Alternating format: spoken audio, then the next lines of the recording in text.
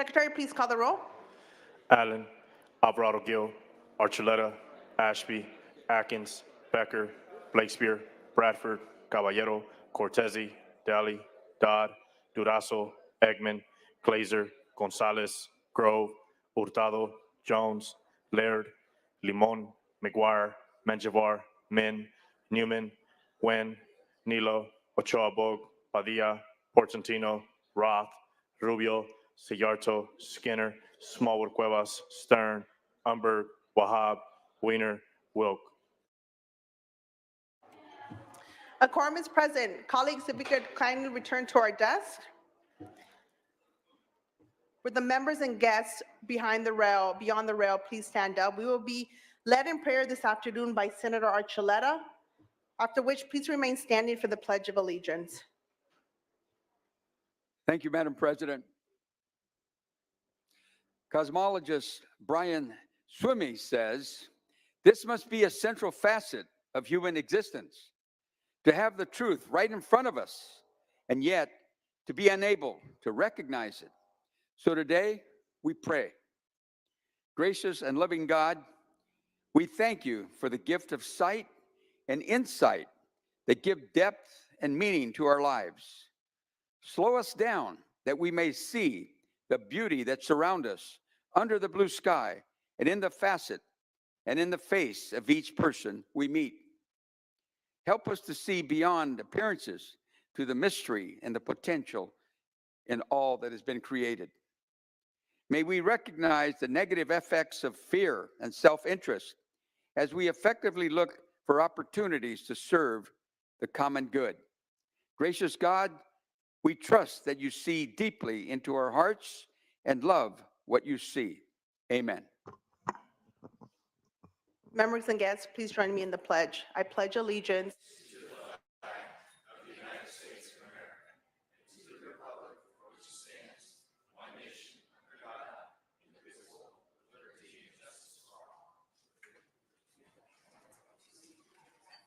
all looking very patriotic today. We have, under privileges of the floor, none. Messages from the governor will be deemed read. Messages from the assembly were deemed read. Reports of committee were deemed read and amendments adopted. Under motions, resolutions, and notices. Without objection, the Senate journals for May 13, 2024 through May 16, 2024 will be approved as corrected by the minute clerk.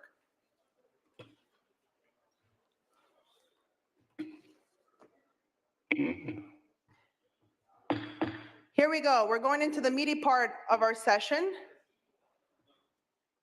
Consideration of the daily file. Under second reading file, we have items 1 through 114. Secretary, please read. Senate Bill 960, 987, 1380, 1468, 895, 896, 897, 899, 905. Second reading were deemed read.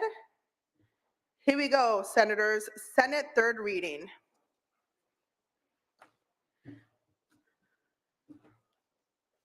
Are we ready?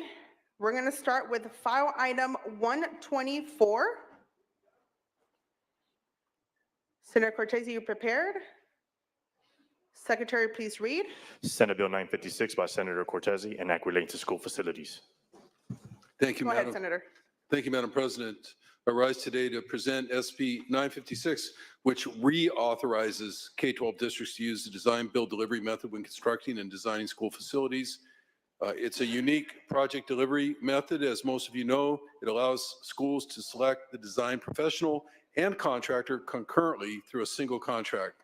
By establishing a guaranteed maximum price for the project, the method reduces the risk of cost increase once construction begins. This bill also removes the sunset altogether because schools have proven over 2 decades that they can use this design build method responsibly and to the benefit of their communities. I respectfully ask for your aye vote. Senators, any discussion or debate on this item? File item 124? Seeing none, Secretary, please call the roll. Allen, Alvarado Gil, aye. Archuleta, aye. Ashby, aye. Atkins, aye. Becker, aye. Blakespear, aye. Bradford, aye. Caballero, aye. Cortese, aye. Daly, Dodd. I. Durazo. I. Eggman. I. Glazer. I. Gonzalez. I. Grove. Hurtado. I. Jones. Laird. I. Limon. I. McGuire. I. Menjivar. I. Min. Newman. I. Wen. Nilo. Ochoa Bog. No. Padilla. I. Portantino. I. Roth. I. Rubio. I. Ciarto. Skinner. Skinner. I. Smallwood Cuevas. I. Stern. I. Umberg. I. Wahab. I. Wiener. I. Wilk. I. Secretary, please call the absent members. Allen. Daly.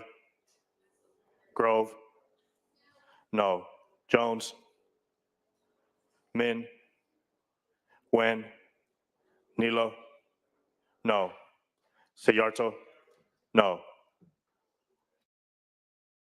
Wen. No. Taking a pause, senators.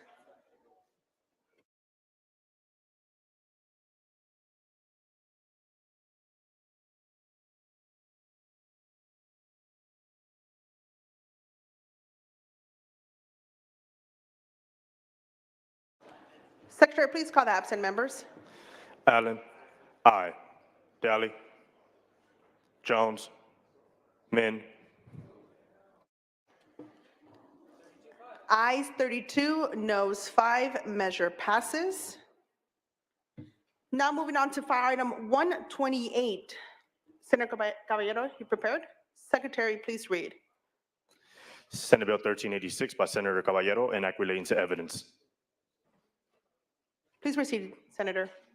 Thank you, Madam President and members. I rise to present SB 1386, a bill that would clarify the civil rape law, a law that protects the privacy of survivors of sexual assault, rape, and sexual battery by prohibiting at trial inquiries regarding their sexual histories. This bill is based on the experience of a Jane Doe, an 8-year-old girl who was sexually abused over a 1-year period from 2009 to 2010 by her 4th grade teacher while at school. 3 years later, the same victim was sexually abused by a family friend at home.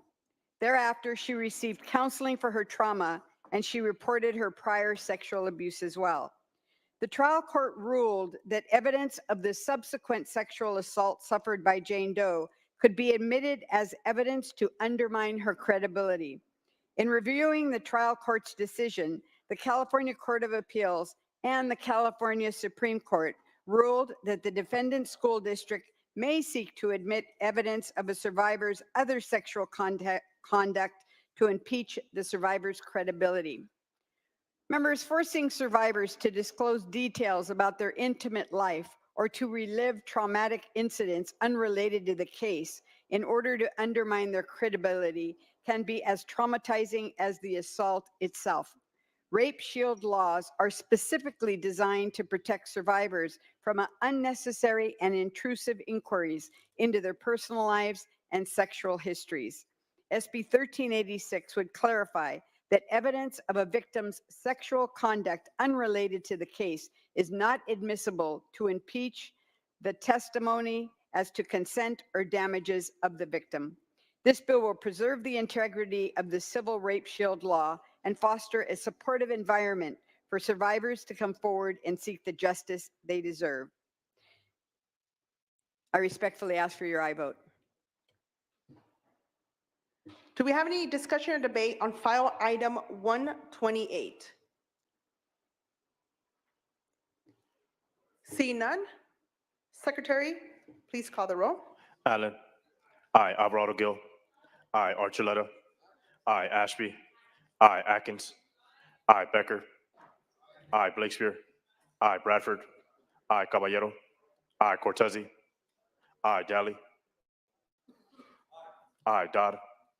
I. Durazo. I. Eggman. I. Glazer. I. Gonzalez. I. Grove.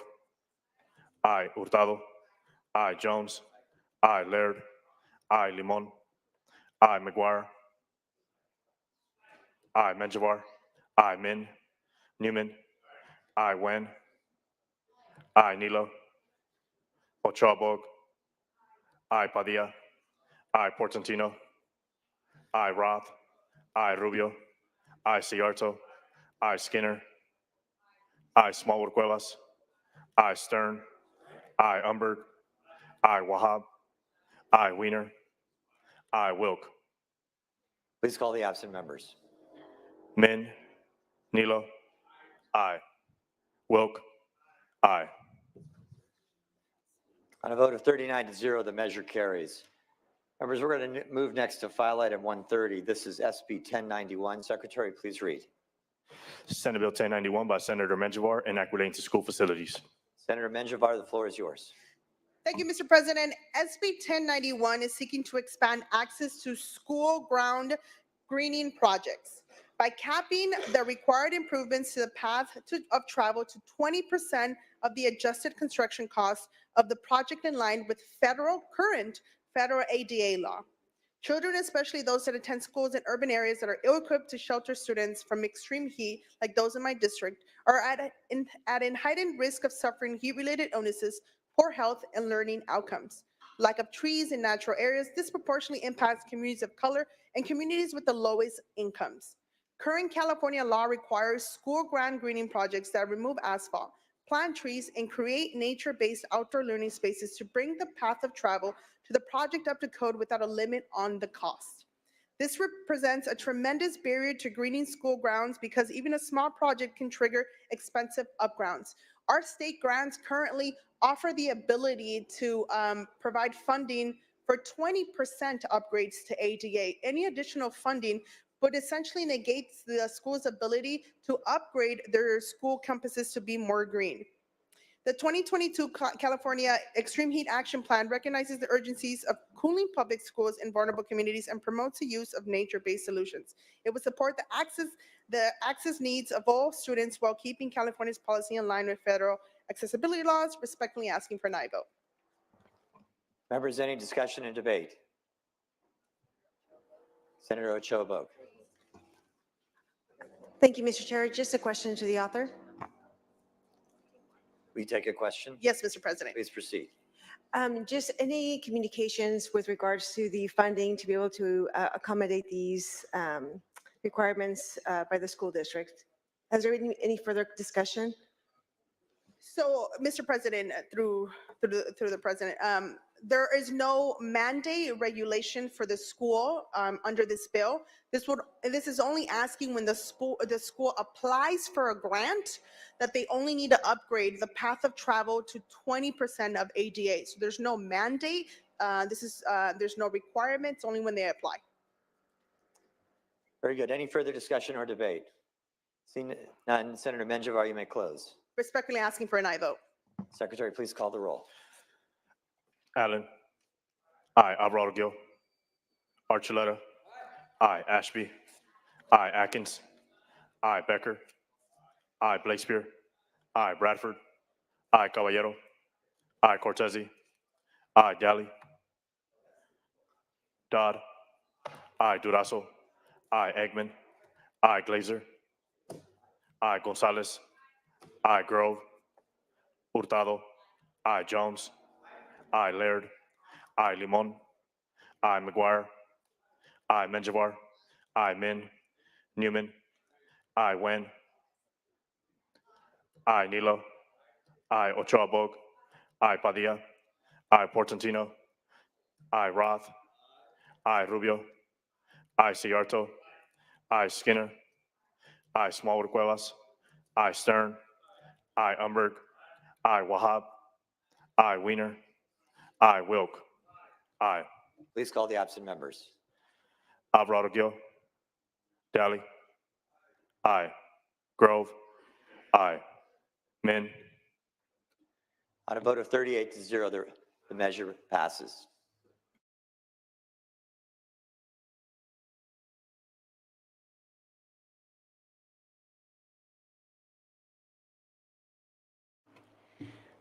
All right, members, these are the next three bills we're going to be taking up. File item 131, file item 135, and file item 139, so you're prepared.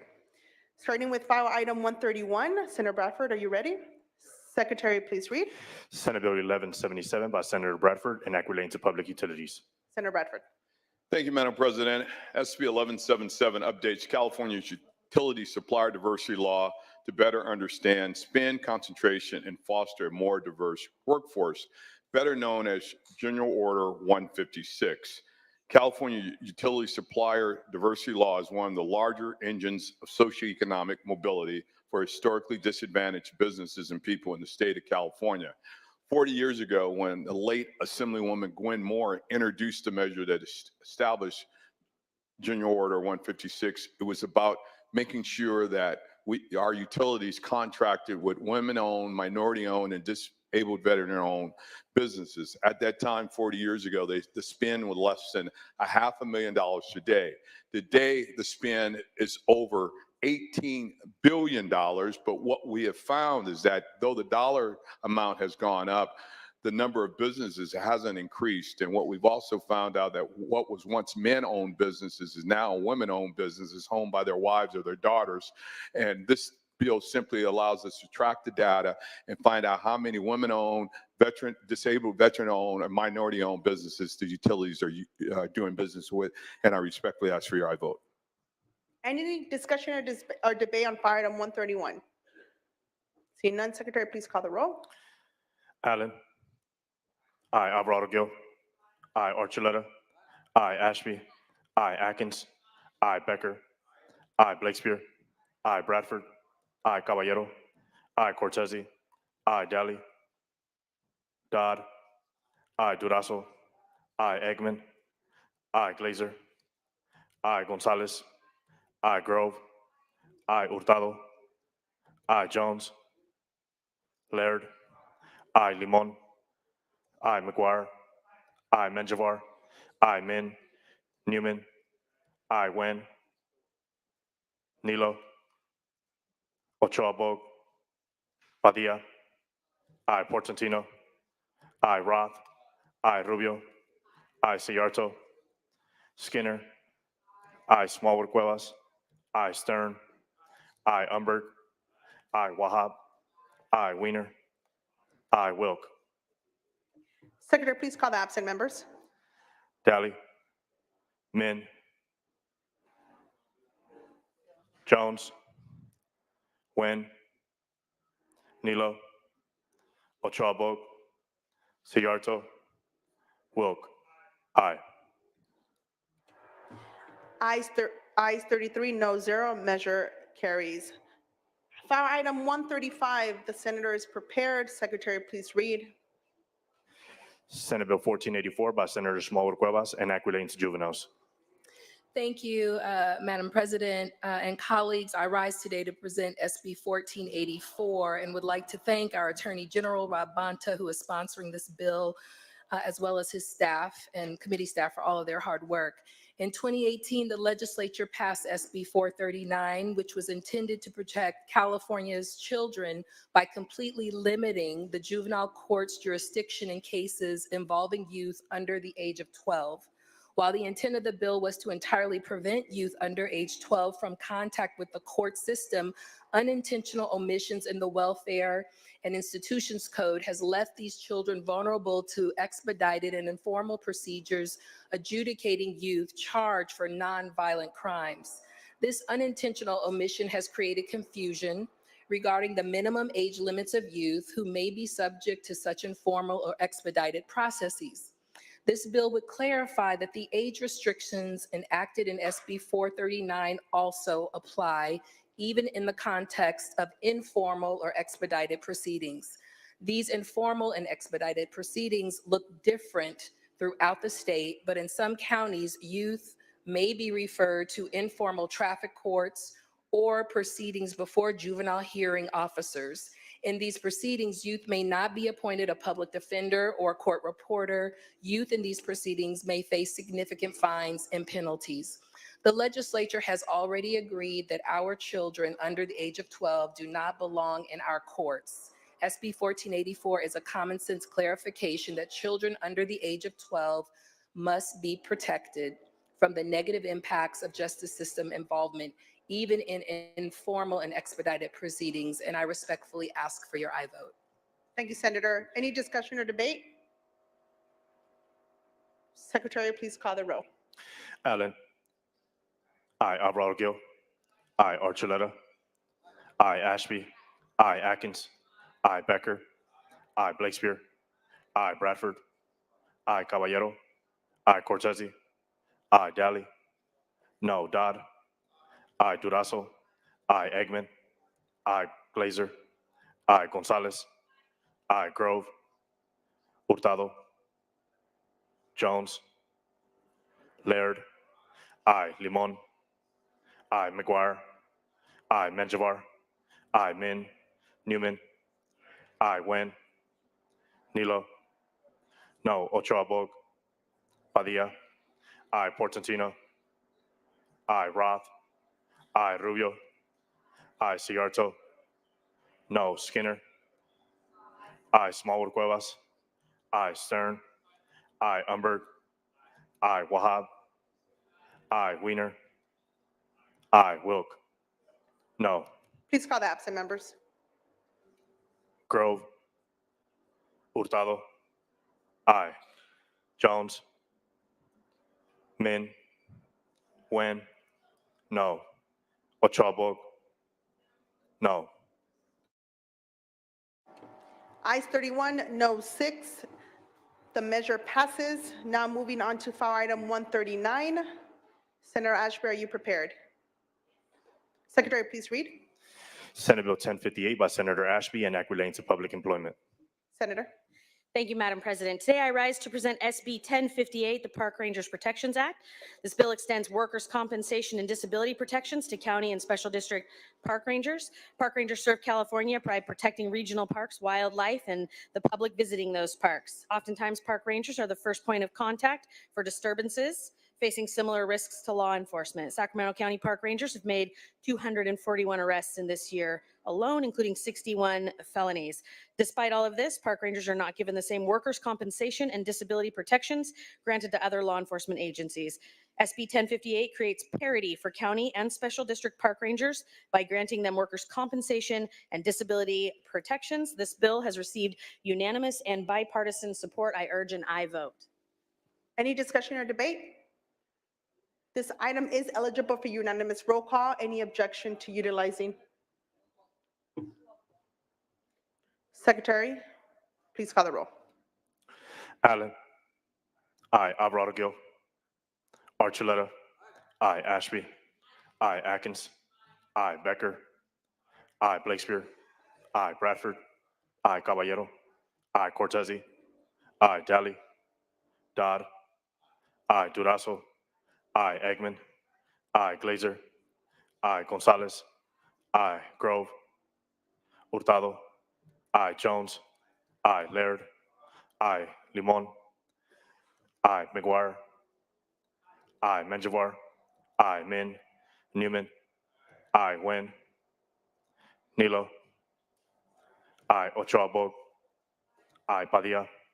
I, Portantino. I, Roth. I, Rubio. I, Cigarto. I, Skinner.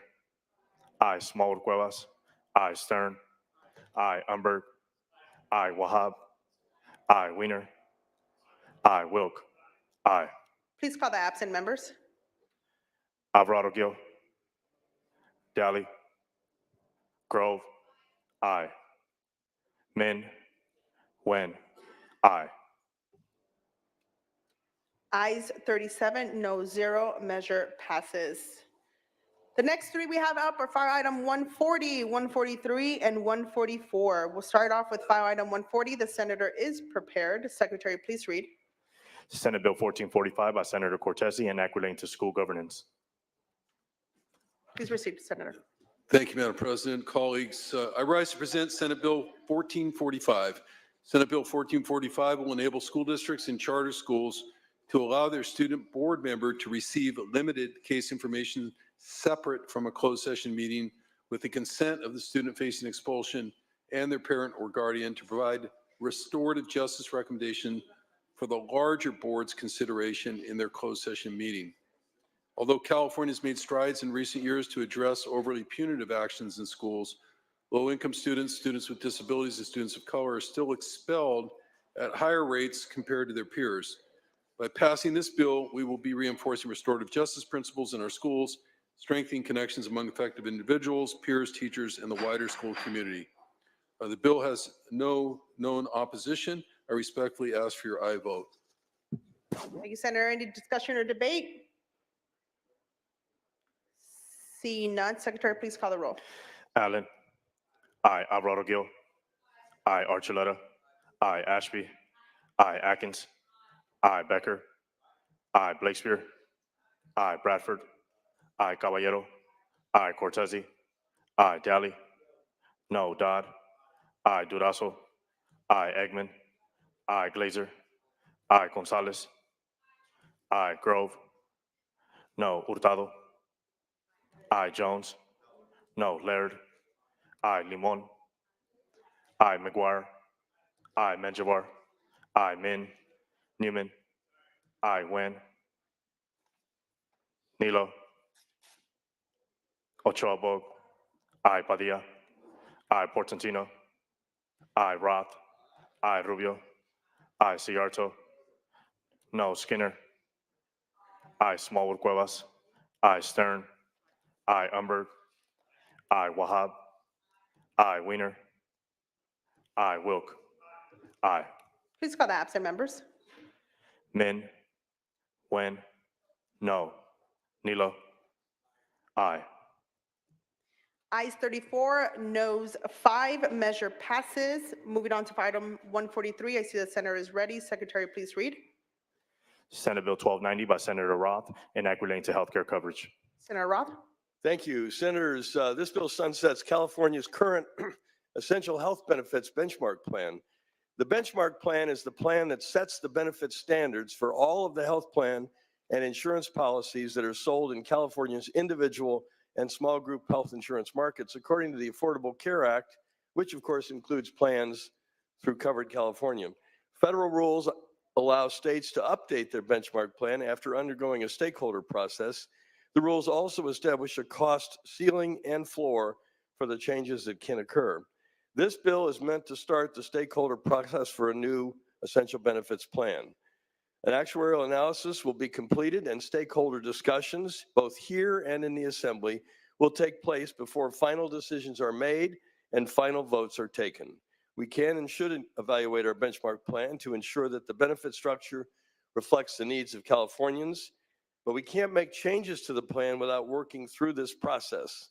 Ultimately, by updating the plan, we may be able to add new needed benefits without impacting the general fund. With that, ask for your aye vote. Thank you, Senator. Do we have any discussion or debate? Senator Grove, you're recognized. I too rise in support of SB 1290. I think it's very important that we look at new benefits that need to be added to the program, but also have to have a mechanism in making sure that we have the ability to pay for them and eliminate maybe things that we don't necessarily use on a regular basis that were covered a few years ago. Respectfully ask for an aye vote. Further discussion? Senator Roth, you may close. Thank my colleague for her kind remarks and ask for an aye vote. Secretary, please call the roll. Allen. Aye. Alvarado Gil. Aye. Archuleta. Aye. Ashby. Aye. Atkins. Aye. Becker. Aye. Blakespear. Aye. Bradford. Aye. Caballero. Aye. Cortese. Aye. Daly. Aye. Dodd. Aye. Durazo. Aye. Eggman. Aye. Glazer. Aye. Gonzalez. Aye. Grove. Aye. Hurtado. Aye. Jones. Laird. Aye. Limon. McGuire. Aye. Menjivar. Aye. Min. Newman. Aye. Nguyen. Aye. Nilo. Aye. Ochoa Bog. Aye. Padilla. Aye. Portantino. Aye. Roth. Aye. Rubio. Ciarto. Aye. Skinner. Aye. Smallwood Cuevas. Aye. Stern. Aye. Umberg. Aye. Wahab. Aye. Weiner. Aye. Wilk. Aye. Please call the absent members. Jones. Aye. Limon. Min. Rubio. Aye. One more time, Secretary, please call the absent members. Limon. Aye. Min. Ayes 39, no 0. The measure passes.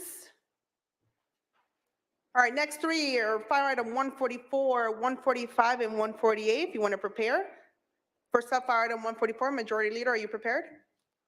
Secretary, please read. Senate Bill 1308 by Senator Gonzalez and Act relating to air pollution. Majority Leader.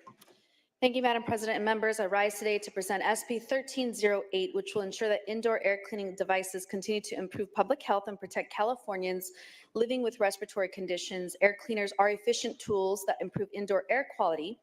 And SB 1308 will address this risk by directing CARB to adopt a more stringent ozone emission standard that limits emissions to no higher than 5 parts per billion for indoor air cleaning devices to ensure that these devices continue to improve public health and protect Californians with respiratory illnesses and conditions.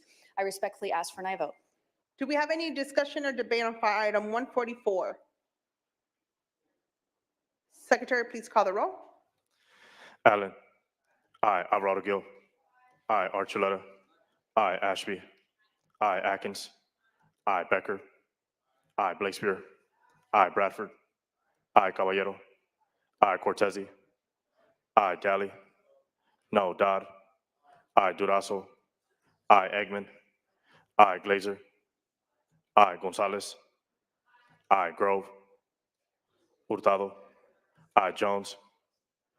No. Laird. Aye. Limon. Aye. McGuire. Aye. Menjivar. Aye. Min. Newman. Aye. Wen. Nilo. No. Ochabog. Padilla. Aye. Portantino. Aye. Roth. Aye. Rubio. Aye. Ciarto. No. Skinner. Aye. Smallwood Cuevas. Aye. Stern. Aye. Umberg. Aye. Wahab. Aye. Weiner. Aye. Wilk. Aye. Please call the absent members. Grove.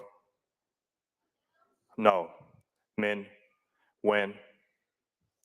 Ochabog. Ayes 32, noes 5. Measure passes. File item 145, Senator Archuleta, you prepared? Secretary, please read. Senate Bill 1335 by Senator Archuleta and Act relating to California Cadet Corps. Senator, you may begin. Thank you, Madam President.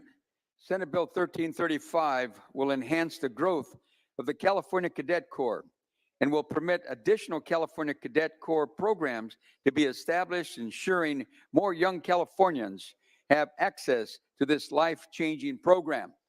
The California Cadet Corps is the state of California's only school-based applied leadership program conducted within a military framework, which also includes civilian teachers and instructors. The program provides personal growth, leadership opportunities, and public service vocational pathways for approximately 6,000 cadets in middle school and high school. The California Cadet Program establishes a military framework at each participating school that develops leadership skills, enhances academic and vocational achievement, fosters good citizenship and patriotism, encourages health, wellness, and fitness. Although arranged in a military framework to maximize the leadership experience for the cadets, the program does far more than introduce military experience and concept. Cadets are routinely awarded full college scholarships, service academy appointments. Senate Bill 1335 will provide the California Cadet Corps with additional resources to enhance the program to ensure all students have access to applied leadership opportunities that prepare students for success in college and the framework and the workforce. So on behalf of the 6,000 cadets throughout California showing success and promise, I respectfully ask for your aye vote. Any discussion or debate on file item 145? This item is eligible for unanimous roll call. Any objection? See none, ayes 39. Oh. Secretary, please call the roll. Allen. Aye. Alvarado Gil. I. Archuleta. I. Ashby. I. Atkins. I. Becker. I. Blakespear. I. Bradford. I. Caballero. I. Cortese. I. Daly. I. Dodd. I. Durazo.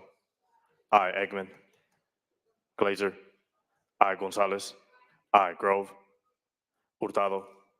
I. Jones. I. Laird. I. Limon. I. McGuire. I. Menjivar. I. Min. Newman. I. Wen. I. Nilo. I. Ochoa. I. Padilla. I. Portantino. I. Roth. I. Rubio. I. Ciarto. I. Skinner. I. Smallwood Cuevas. I. Stern. I. Umberg. I. Wahab. Weiner. I. Wilk. I. Secretary, please call the absent members. Eggman. I. Grove. I. Min. Wahab. Ayes 38, no 0. Measure passes. Moving on to fire item 148, Senator Durazo looks prepared. Secretary, please read. Senate Bill 1132 by Senator Durazo and equity relating to public health. Senator. Thank you, Madam President. SB 1132 clarifies the authority of county health officers to enter and inspect private detention facilities operating in our state. Today, there are 6 private facilities that operate in a gray area under our health and safety codes, as public health oversight laws do not explicitly cover private detention facilities. These private facilities are operated by for-profit companies that often fail to meet minimum standards of health, safety, and sanitation. Recent reports from these facilities continue to document a pattern of poor conditions, inadequate health care, and unsafe work conditions. Our county health officials will ensure minimum standards in these facilities, and I respectfully ask for your aye vote. Any discussion or debate? Secretary, please call the roll. Allen. I. Alvarado Gil. Archuleta. Ashby. I. Atkins. I. Becker. Blakespear. Becker. I. Blakespear. I. Bradford. I. Caballero. I. Cortese.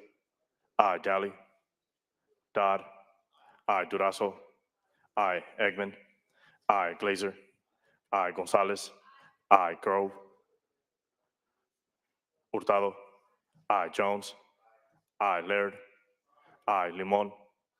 I. McGuire. I. Menjivar. I. Min. Newman. I. Wen. Nilo. I. Ochoa. I. Padilla. I. Portantino. I. Roth. I. Rubio. I. Ciarto. I. Skinner. I. Smallwood Cuevas. I. Stern.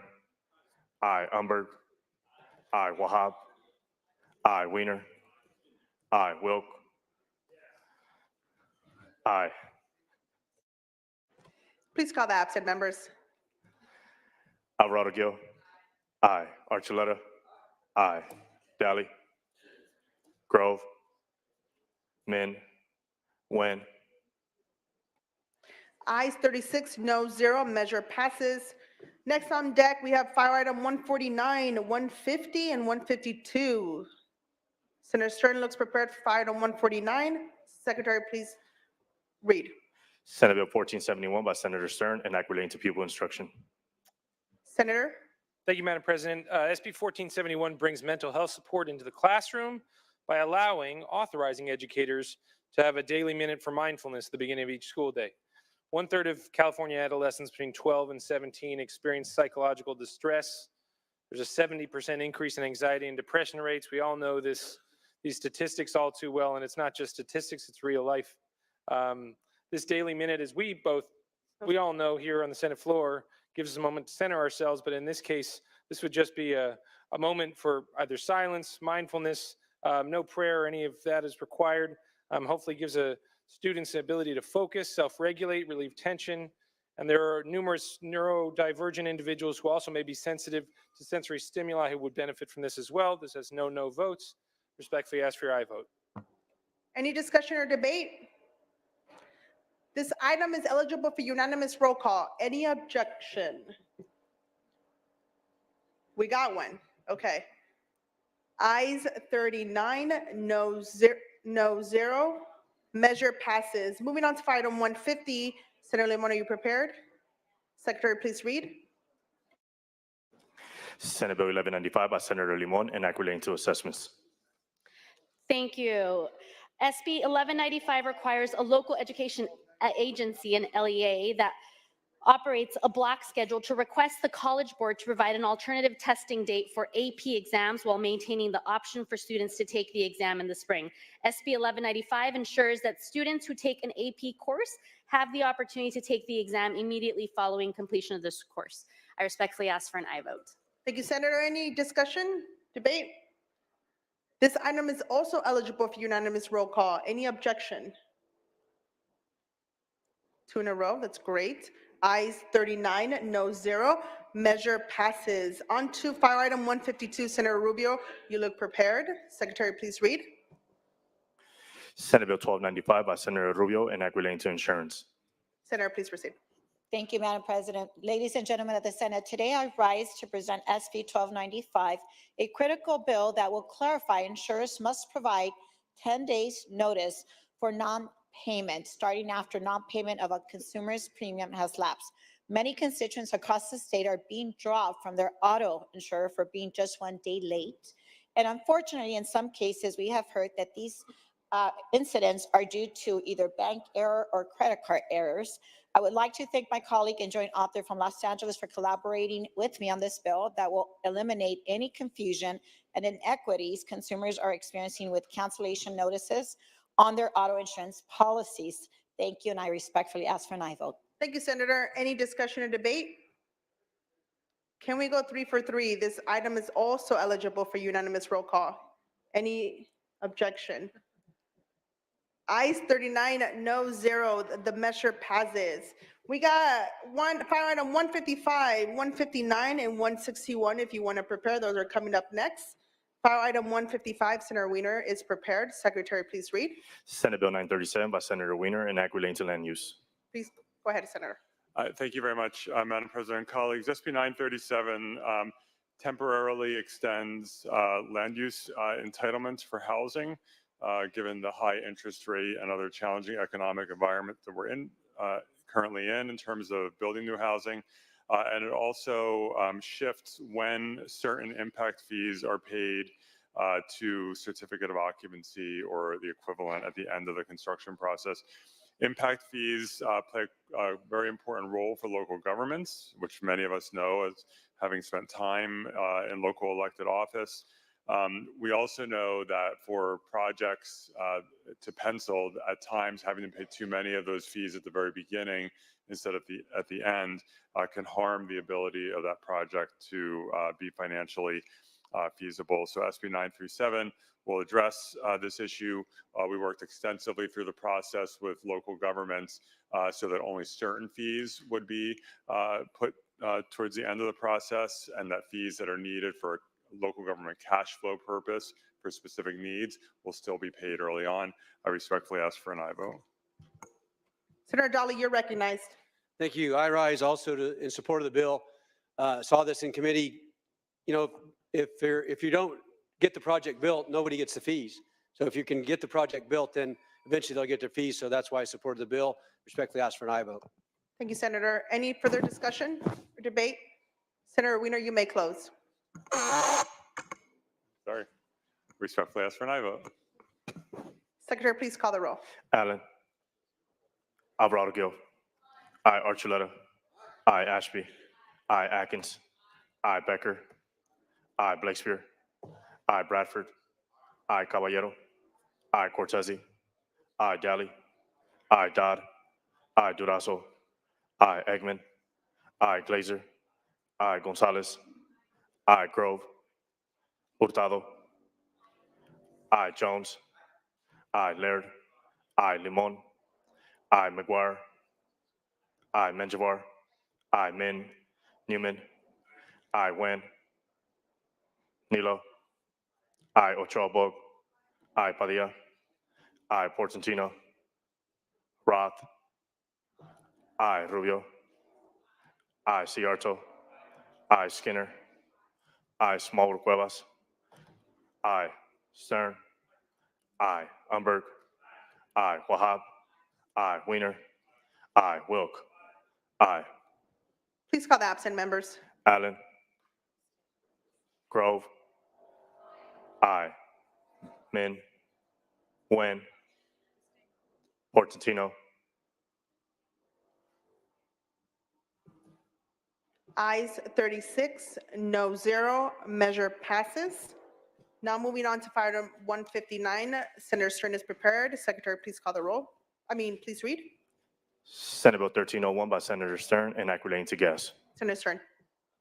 Thank you, Madam President. This bill would require natural gas utilities to make available to the Public Utilities Commission all data required to develop hydraulic models and hydraulic feasibility analyses in order to ensure safety and reliability and to facilitate long-term planning and cost-effective expenditures by ratepayers.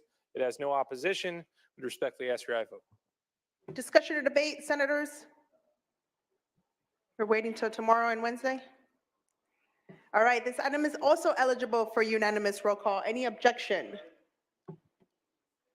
Seeing none, ayes 39, no 0. Measure passes. File item 161. Senator Atkins is prepared. Secretary, please read.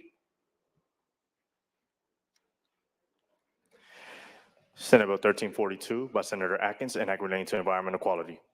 Senator Atkins. Thank you, Madam President. Colleagues, I rise to present SB 1342.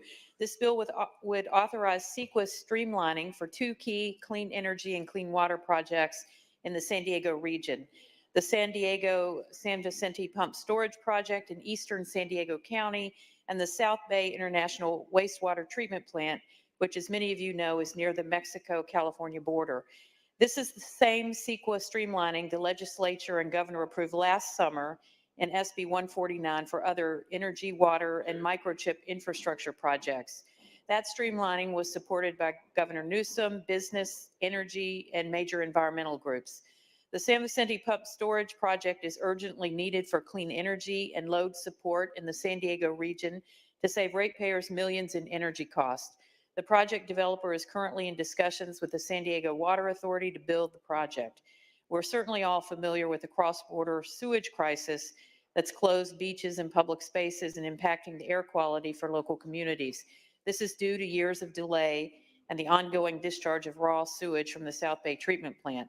The plant is in desperate need of upgrade and possible reconstruction. Extending CEQA streamlining to these projects is entirely elective and at the option of the project applicant.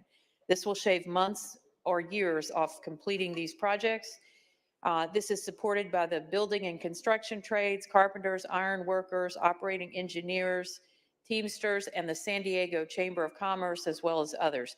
It's co-authored by the bipartisan San Diego delegation and is sponsored by the San Diego Water Authority. I ask for your support. Senator Padilla, you're recognized. Briefly, thank you, Madam President, for the reasons articulated by the author, and as a co-author, I rise in support. Any other further discussion or debate? Senator Atkins, you may close. Good. Ask for an aye vote. Thank you. Secretary, please call the roll. This is eligible for unanimous roll call. Any objection? We're doing great. Ayes 39, no 0. Measure passes. All right, the next three up to bat is file item 166, 168, and 170. We're going to start with 166. Senator Umberg is prepared. Secretary, please read. Senate Bill 918 by Senator Umberg and Act relating to social media platforms. Senator Umberg. Thank you very much, Madam President. SB 918, the Social Media and Law Enforcement Cooperation Act, would require social media platforms to have a telephone hotline available at times for law enforcement agencies to be able to make a timely request for information. Also compels social media platforms to immediately comply with a search warrant provided by law enforcement agency if the subject of the search warrant has an account on that social media platform. I urge an aye vote. Any discussion, debate? Another item eligible for unanimous roll call. Any objection? Seeing none, ayes 39, no 0. Measure passes. File item 168. Senator Rubio, are you prepared? Secretary, please read. Senate Bill 1106 by Senator Rubio and Act relating to conservatorship. Senator Rubio. Thank you, Madam President. Ladies and gentlemen of the Senate, today I proudly rise to present SB 1106, named Casey Kasem Nichols Rootney Law, which aims to strengthen protections for older adults under conservatorship from being isolated by their caretakers. This bill requires loved ones to be notified if there is a change in current residence, if the conservator passed away, and details of the memorial services. Unfortunately, there have been countless instances of elder abuse under conservatorships that could have been prevented if close family members and friends knew the whereabouts of their loved ones. California's elderly population is growing substantially. The number of older people, those over 65, will double over the next 20 years from approximately 4 million to over 8 million. We must continue to be proactive in strengthening the laws that protect these older population from facing abuse and neglect and are unable to escape their abusers. This bill is critical and it's a first step in putting policies in place that will help prevent isolation, mistreatment of a loved one under conservatorship. This bill has strong bipartisan support and no opposition. With that, I respectfully ask for an aye vote. Thank you. Thank you, Senator. Do we have any discussion or debate on file item 168? Well, we have another winner eligible for unanimous roll call. Any objection? No, that's ayes 39, no 0. With that, colleagues, we are 1 hour in and we've done 19 bills out of the 300 and something this week. On a good roll. Next up, file item 170. Senator Stern, are you prepared? Secretary, please read. Senate Bill 1399 by Senator Stern and equity to property. Senator Stern, go ahead. Thank you, Madam President. Members, SB 1399 would clarify in statute that the recordation of private transfer fee covenants are permitted for properties that had such an agreement in place prior to 2019. To avoid any confusion, this clarification would ensure pre-existing agreements, including those that support ongoing conservation and community development efforts, are implemented as envisioned. Bill has no opposition, broad environmental support, and respectfully ask for your aye vote. Any discussion or debate? File item 170. Seeing none, we are going back to roll call. Secretary, please call the roll. Allen. Alvarado Gil. Aye. Archuleta. Aye. Ashby. Aye. Atkins. Aye. Becker. Aye. Blakespear. Aye. Bradford. Aye. Caballero. Aye. Cortese. Aye. Daly. Dodd. Aye. Durazo. Eggman. Glazer. Aye. Gonzalez. Aye. Grove. Aye. Hurtado. Aye. Jones. Aye. Laird. Aye. Limon. Aye. McGuire. Aye. Menjivar. Aye. Min. Newman. Aye. Nguyen. Aye. Nilo. Aye. Ochoa. Aye. Padilla. Aye. Portantino. Aye. Roth. Aye. Rubio. Aye. Ciarto. Aye. Skinner. Aye. Smallwood Cuevas. Stern. Aye. Umberg. Aye. Wahab. Aye. Weiner. Aye. Wilk. Aye. Please call the absent members. Allen. Aye. Daly. Aye. Durazo. Aye. Eggman. Aye. Min. Smallwood Cuevas. Aye. Ayes 39, no 0. Measure passes. Next three are file item 175, 177, and 187. Senator Nilo, are you prepared for file item 175? Secretary, please read. Senate Bill 1141 by Senator Nilo and Act relating to civil actions. Thank you again, Madam President. I rise to present to you SB 1141, which increases the threshold of cases that could be sent to mandatory mediation by the courts from the current 50,000 to 150,000. The current threshold of 50,000 was set over 30 years ago. SB 1141 raises that threshold to, as I stated, 150,000. California's courts are congested. Each year of the last 3 years, the number of unlimited civil case filings were more than double the number of case dispositions. The hurrieder we go, the behinder we get, but we have a solution. Early resolution, when possible, is beneficial for reducing the costs and burden of all parties. I respectfully ask an aye vote. Any discussion or debate? Will we have another item eligible for unanimous roll call? Okay, Secretary, please call the roll. Allen. Aye. Alvarado Gil. Aye. Archuleta. Aye. Ashby. Aye. Atkins. Aye. Becker. Aye. Blakespear. Aye. Bradford. Aye. Caballero. Aye. Cortese. Aye. Daly. Aye. Dodd. Aye. Durazo. Aye. Eggman. Aye. Glazer. Aye. Gonzalez. Aye. Grove. Aye. Hurtado. Aye. Jones. Aye. Laird. Aye. Limon. Aye. McGuire. Menjivar. Aye. Min. Newman. Aye. Wen. Aye. Nilo. Aye. Ochoa Bog. Aye. Padilla. Aye. Portantino. Aye. Roth. Aye. Rubio. Aye. Ciarto. Aye. Skinner. Aye. Smallwood Cuevas. Aye. Stern. Aye. Umberg. Aye. Wahab. Weiner. Aye. Wilk. Aye. Please call the absent members. McGuire. Aye. Min. Wahab. Ayes 38, no 0. Measure passes. Moving on to file item 177. Senator Bradford, are you prepared? Secretary, please read. Senate Bill 1020 by Senator Bradford, an act relating to law enforcement agency regulations. Senator Bradford. Thank you, Madam President. SB 1020 will prohibit law enforcement agencies from utilizing shooting targets that resemble ethnic groups. And a multitude of studies published by the American Psychological Association, researchers established that participants would shoot an armed target quicker if it resembled an African American compared to if they were white. Participants were also likely to shoot an unarmed, or I should say less likely to shoot an unarmed white target compared to an African American one. Just 3 weeks ago, colleagues, we sadly saw what happened to Airman Roger Fortson, who opened the door within 3 seconds in Florida. He was gunned down, shot 5 times by a police officer.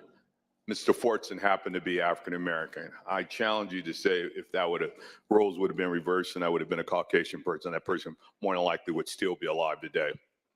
These response times show subconscious racial bias, which leads towards an increased risk of deadly harm towards certain ethnic groups. SB 1020 is a common sense measure that will ensure implicit racial biases are not present in our law enforcement officers and that all people are treated equal and fairly. I ask for aye vote. Thank you, Senator. Do we have any discussion or debate on file item 177? Seeing none, Secretary, please call the roll. Allen.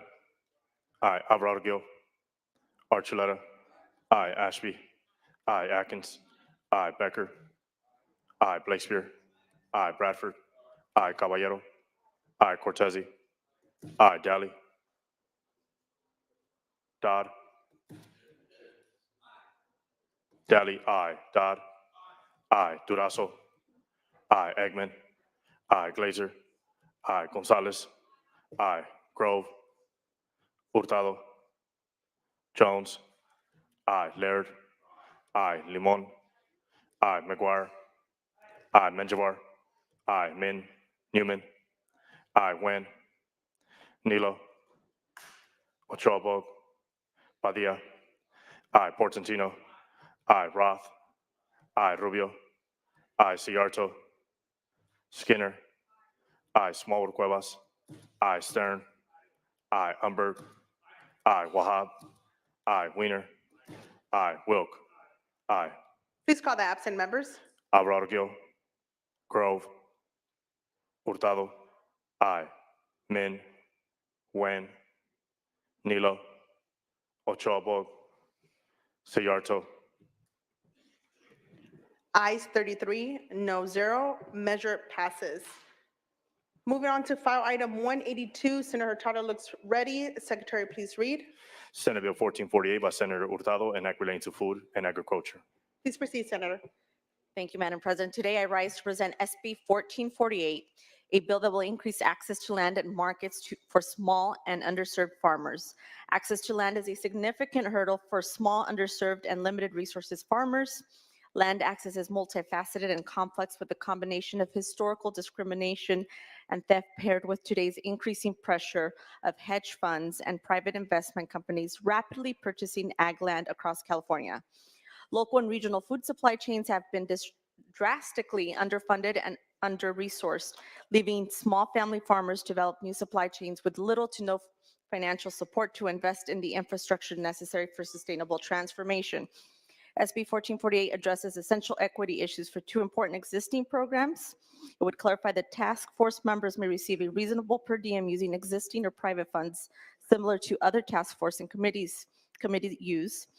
It will ensure the Ag Land Equity Task Force report is made public, and it streamlines the Farm to Community Food Hub Program Advisory Committee by reducing the number of committee members. Being less prescriptive and allowing for members of existing CDFA committees to serve, and extend the sunset for the Farm to Community Food Hub Program to ensure it has sufficient time to comply with reporting requirements. I respectfully ask for an aye vote. Senators, it's getting a little loud out here. If we have any conversations, if we could please take them off the floor. Secretary, please call the roll. Or any discussion or debate on file item 182. Secretary, please call the roll. Allen. Aye. Alvarado Gil. Aye. Archuleta. Aye. Ashby. Aye. Atkins. Aye. Becker. Aye. Blakespear. Aye. Bradford. Aye. Caballero. Aye. Cortese. Aye. Daly. Aye. Dodd. Aye. Durazo. Aye. Eggman. Aye. Glazer. Aye. Gonzalez. Aye. Grove. Aye. Hurtado. Aye. Jones. Aye. Laird. Aye. Limon. Aye. McGuire. Aye. Menjivar. Aye. Min. Newman. Aye. Wen. Nilo. Aye. Ochoa Bog. Aye. Padilla. Aye. Portantino. Aye. Roth. Aye. Rubio. Aye. Sayarto. Aye. Skinner. Aye. Smallwood Cuevas. Aye. Stern. Aye. Umberg. Aye. Wahab. Aye. Weiner. Aye. Wilk. Aye. Please call the absent members. Min. Wen. Aye. Ayes 39, no 0. Measure passes. Next three on deck, we have file item 187, 192, and 198. Senator Umberg, are you prepared for file item 187? Secretary, please read. Senate Bill 900 by Senator Umberg, enact relating to common interest developments. Senator, please proceed. Thank you, Madam President. This bill is a result of an event that happened in Orange County where nearly 600 homeowners and tenants were left without gas for over 3 months, gas to cook with, gas for hot water, gas for all purposes for which gas is used for. And the challenge was once this gas line was interrupted, there was a series of finger pointing as to who had responsibility to remedy the situation. This is an occurrence that I thought only happened in Orange County, but apparently it is much more widespread. So for example, last month, 174 residents at a mobile home park in Vacaville were in the same situation. January 2023, 162 units at a condominium complex in Sacramento in the same situation. This bill simply says that the Homeowners Association Board, once they're notified of this leak, has 10 days by which to start repairs for these critical interruptions, allows the management company to act, it allows the management companies to act swiftly to fix utilities if the board doesn't meet, and requires repairs to have fair pricing, institutes reserve studies to ensure organized and transparent budgeting processes, and allows the HOAs to conduct electronic voting to achieve a quorum. I urge an aye vote. Thank you, Senator. Any discussion or debate? File item 187. Secretary, please call the roll. Allen. Aye. Alvarado Gil. Aye. Archuleta. Aye. Ashby. Aye. Atkins. Aye. Becker. Aye. Blakespear. Aye. Bradford. Aye. Caballero. Aye. Cortese. Aye. Daly. Aye. Dodd. I. Durazo. I. Eggman. I. Glazer. I. Gonzalez. I. Grove. I. Hurtado. Jones. I. Laird. I. Limon. I. McGuire. I. Menjivar. I. Min. Newman. I. Wen. I. Nilo. I. Ochoa Bog. I. Padilla. Portantino. I. Roth. I. Rubio. I. Ciarto. I. Skinner. I. Smallwood Cuevas. I. Stern. I. Umberg. I. Wahab. I. Wiener. I. Wilk. I. Please call the absent members. Hurtado. I. Min. Padilla. I. Ayes 39, no zero, measure passes. Moving on to file item 192. Senator Limon, are you prepared? Secretary, please read. Senate Bill 1369 by Senator Limon and Act relating to healthcare coverage. Senator Limon. Thank you. Dental plans contract with third-party companies to issue provider payments to dental practices with virtual credit cards. Accepting this form of payment, however, charges the dental office processing fees 2 to 5% of the total payment amount, in addition to the standard merchant transaction fee for processing the payment through their credit card terminal. SB 1369 requires dental plans and contracted virtual credit card companies to provide notice of any fees associated with payment for dental services and gives providers the ability to opt in to receive virtual credit cards. I respectfully ask for an aye vote. Do we have any discussion, debate on file item 192? Seeing none, Secretary, please call the roll. Allen. I. Alvarado Gil. I. Archuleta. I. Ashby. I. Atkins. I. Becker. I. Blakespear. I. Bradford. I. Caballero. I. Cortese. I. Daly. Dodd.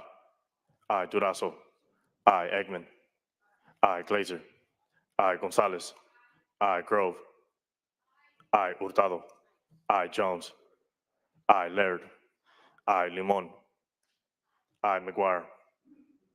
Menjivar. I. Min. Newman. I. Wen. Nilo. I. Ochoa Bog. Padilla. I. Portantino. I. Roth. I. Rubio. I. Ciarto. I. Skinner. I. Smallwood Cuevas. I. Stern. I. Umberg. I. Wahab. I. Wiener. I. Wilk. I. Secretary, please call the absent members. Daly. McGuire. I. Min. Wen. I. Ochoa Bog. Ayes 37, no zero, measure passes. File item 198, Senator Laird looks prepared. Secretary, please read. Senate Bill 1097 by Senator Laird and Act relating to veterans. Senator Laird. Thank you very much, Madam President. Senate Bill 1097 will update the Military and Veterans Code to use gender-inclusive language, clarify that benefits and protections provided by surviving spouses are also available to domestic partners, and will close a minor loophole to clarify only service members on active military duty orders shall be exempt from jury duty. I did a similar bill 2 years ago, SB 272, for the Commissioner of the Highway Patrol, Amanda Ray. She was appointed the first woman to be the Commissioner of the California Highway Patrol, and yet the entire code referred to the Commissioner as he. So this bill does the same for the Military and Veterans Code. The bill has no registered opposition and has had no votes. I respectfully ask for an aye vote. Any discussion or debate? Secretary, please call the roll. Allen. I. Alvarado Gil. I. Archuleta. I. Ashby. I. Atkins. I. Becker. I. Blakespear. I. Bradford. I. Caballero. I. Cortese. I. Daly. Dodd. I. Durazo. I. Eggman. I. Glazer. I. Gonzalez. I. Grove. Hurtado. I. Jones. Laird. I. Limon. I, McGuire. I, Menjivar. I, Min. Newman. I, Wen. Nilo. Ochoa Vogt. Padilla. I, Portantino. I, Roth. I, Rubio. I, Ciarto. Skinner. I, Smallwood Cuevas. I, Stern. I, Umberg. I, Wahab. I, Weiner. I, Wilk. I, Please call the absent members. Daly. Grove. Jones. Min. Wen. Nilo. Ochoa Vogt. Ciarto. Ayes 32, no zero, measure passes. Next three on deck is file item 199, 201, and 204. Senator Ashby is prepared with file item 199. Secretary, please read. Senate Bill 1110 by Senator Ashby and Act relating to water. Senator Ashby. Thank you, Madam President. Rise to present SB 1110, the Water Efficiency Standards Act. Bill adds 2-year extension to when the board may issue informational orders related to water production, water use, water conservation, or urban retail water supplier that is not meeting its urban water use objectives. This allows the Water Board time to establish its rulemaking before conducting compliance enforcement. As amended, SB 1110 has no opposition. Urge an aye vote. Discussion or debate? Item is eligible for unanimous roll call. Any objection? See none. Ayes 39, no zero, measure passes. File item 201, Senator Laird is prepared. Secretary, please read. Senate Bill 1190 by Senator Laird and Act relating to mobile homes. Senator Laird. Thank you very much. Madam President and members, if you live in an individual mobile home and you wish to upgrade to solar and the covenants or park-wide don't allow you to do it, this bill will allow individual mobile homeowners to upgrade to solar. We engaged with the Western Manufacturer Housing Communities Association, addressed their concerns. They are neutral, their support on both sides, and has had no votes. I respectfully ask for an aye vote. Discussion or debate? Eligible for unanimous roll call. Any objection? Fantastic. Ayes 39, no zero. File item 201, measure passes. Moving on to file item 204, Senator Limon is prepared. Secretary, please read. Senate Bill 1266 by Senator Limon and Act relating to product safety. Senator Limon. Thank you. SB 1266 seeks to prohibit manufacturers from selling juvenile feeding, sucking, or teething products that contain any form of bisphenyls or BPs at a detectable level of 0.1 parts per billion. SB 1266 strengthens the commitment to protect children from harmful chemicals and authorizes the Department of Toxic Substances Control to establish standards prioritizing the health and wellness of our children. I respectfully ask for an aye vote. Members, discussion or debate? File item 204. This is also eligible for unanimous roll call. Any objection? Ayes 39, no zero, measure passes. Next three, we got file item 207, 209, and 214. Senator Wahab looks prepared. Secretary, please read. Senate Bill 1317 by Senator Wahab and Act relating to county jail inmates. Senator Wahab. Thank you. I rise to present SB 1317, court-ordered meds for county jails. SB 1317 extends for 5 years the sunset date for seeking court orders to administer involuntary psychiatric medication to those with severe mental health disorders who are detained in county jails. Existing law authorizes psychiatrists in county jails to obtain an involuntary medication order for persons in custody who are a danger to themselves and or others, are suffering from grave disabilities, and unable to give consent. SB 1317 also would require counties that elect to use this authority to submit specified reporting information. Maintaining this authority addresses the needs of those in county jails with the most severe mental health treatment needs. I respectfully ask for an aye. Any discussion on the item? We are on a roll with bipartisan support. This item is also eligible for unanimous roll call. Any objection? Ayes 30. Any objection on you utilizing the unanimous roll? Ayes 39, no zero, measure passes. File item 209, Senator Wahab is prepared again. Secretary, please read. Senate Bill 1356 by Senator Wahab, an act relating to the judiciary. Senator Wahab. Thank you. I rise to present SB 1356, Gender Perspective Judging. This bill would ensure trainings offered by Judicial Council consider the role of gender in court proceedings, including strategies to counter stereotypes and take into account inequities in power and their intersection with gender and meet the needs of litigants in unique situations of vulnerability. SB 1356 builds upon existing law to ensure we continue to eliminate discrimination and bias in our judicial system. This is systemic change. Any discussion on file item 209? Secretary, please call the roll. Allen. Aye. Alvarado Gil. Aye. Archuleta. Aye. Ashby. Aye. Atkins. Aye. Becker. Aye. Blakespear. Aye. Bradford. Aye. Caballero. Aye. Cortese. Aye. Daly. Dodd. Aye. Durazo. Aye. Eggman. Glazer.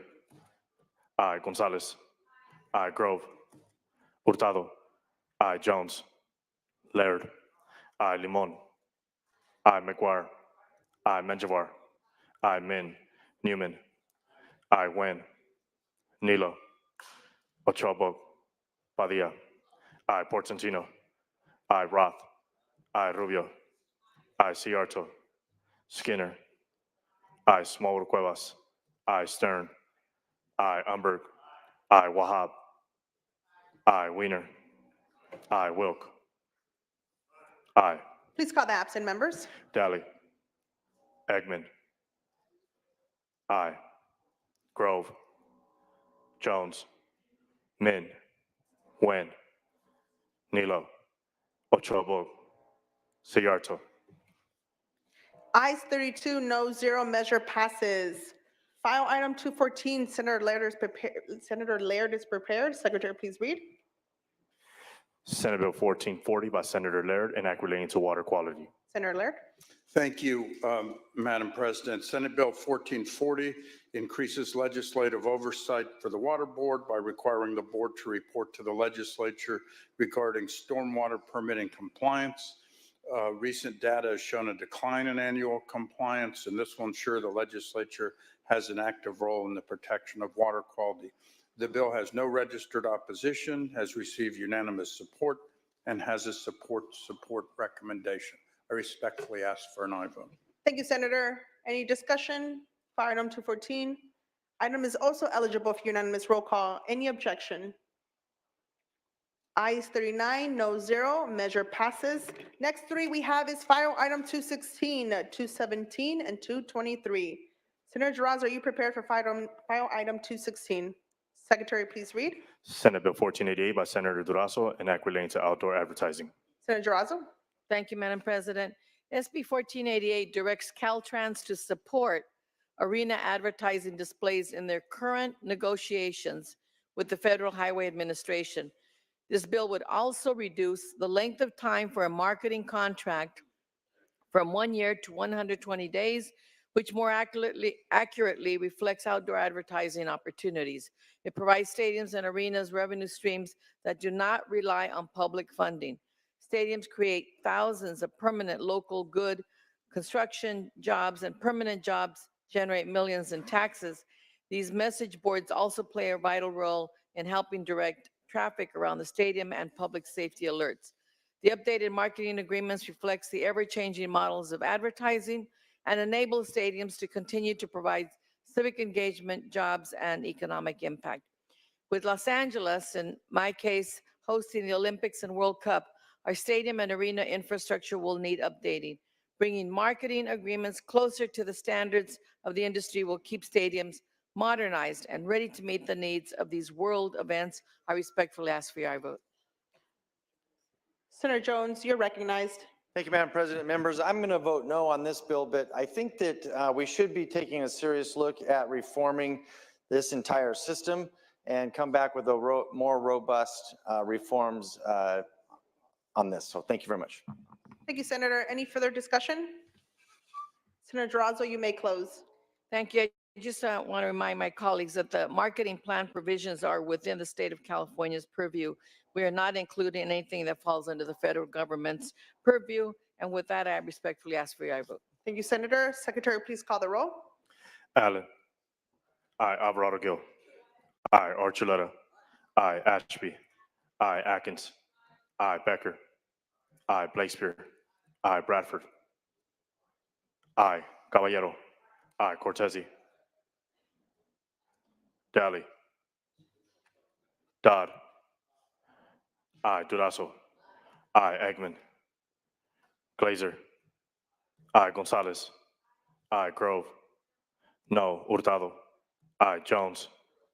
No. Laird. Aye. Limon. Aye. McGuire. Aye. Menjivar. Aye. Min. Newman. Aye. Wen. Nilo. No. Ochoa Bog. No. Padilla. Aye. Portantino. Aye. Roth. Aye. Rubio. Aye. Ciarto. No. Skinner. Aye. Small Cuevas. Aye. Stern. Aye. Umberg. Aye. Wahab. Aye. Weiner. Aye. Wilk. No. Secretary, please call the absent members. Daly. No. Eggman. Aye. Cortese. Aye. Min. Wen. No. Ayes 31, noes 8, measure passes. Moving on to file item 217, the senator is prepared. Secretary, please read. Senate Bill 1175 by Senator Ochoa Bog and Agri Lanes Organic Waste. Senator? Thank you, Madam President. Members, in order to provide more flexibility to local governments in reaching emission reduction goals, SB 1175 will require CalRecycle to consider alternatives in addition to census tracts when deciding the boundaries of a jurisdiction eligible for a waiver of some or all of the collection requirements of SB 1383. These alternatives include established boundaries of cities and census-designated places, as well as boundary maps submitted by local governments who develop waste management routes. SB 1175 passed the Senate Environmental Quality Committee unanimously. Amendments to delayed implementation until the next update to SB 1383 regulations have addressed all remaining concerns. I respectfully ask for an aye vote. Senator Grove, you're recognized. Thank you, Madam President. I too rise in support of SB 1175. When SB 1383 by Senator Laura passed in 2016, it required CalRecycle to implement organic waste plan disposal plans. Complying with the proposal often consists counties of imposing new property owners as high tax fees as $600 a year. Since SB 1383 passed, several bills have tried to create exemptions for policy for rural communities that have struggled to comply with the original bill from Senator Laura. I myself introduced SB 1232 this year, which have created an exemption for Prop 18 for those that were successfully protested in rural communities to not have to sustain the high cost of the fee of almost $600.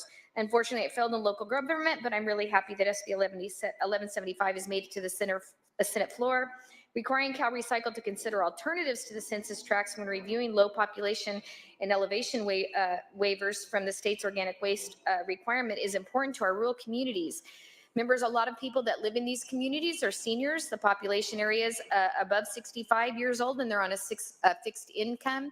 To impose this on low-level populated areas where mostly our seniors are living is just not a good thing, and there needs to be an off-ramp for these people who really, truly can't afford these plans. Respectfully ask for an aye vote. Thank you, Senator. Senator Blakespear, you're recognized. Yes, thank you.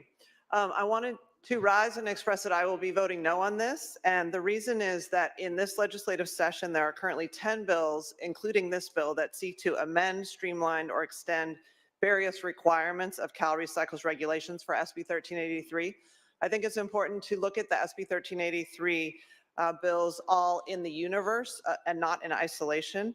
And fundamentally, I think it's important that we stick to the ambitious principles of SB 1383. I do not agree with the premise of exempting more jurisdictions from SB 1383. 151 jurisdictions are already exempted from SB 1383, and last year it was only 54 jurisdictions. So we are expanding the reach of those areas that are not required to participate in the really important protections of SB 1383. Thank you.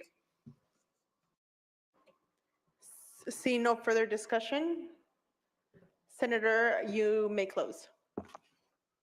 Thank you, Madam Chair.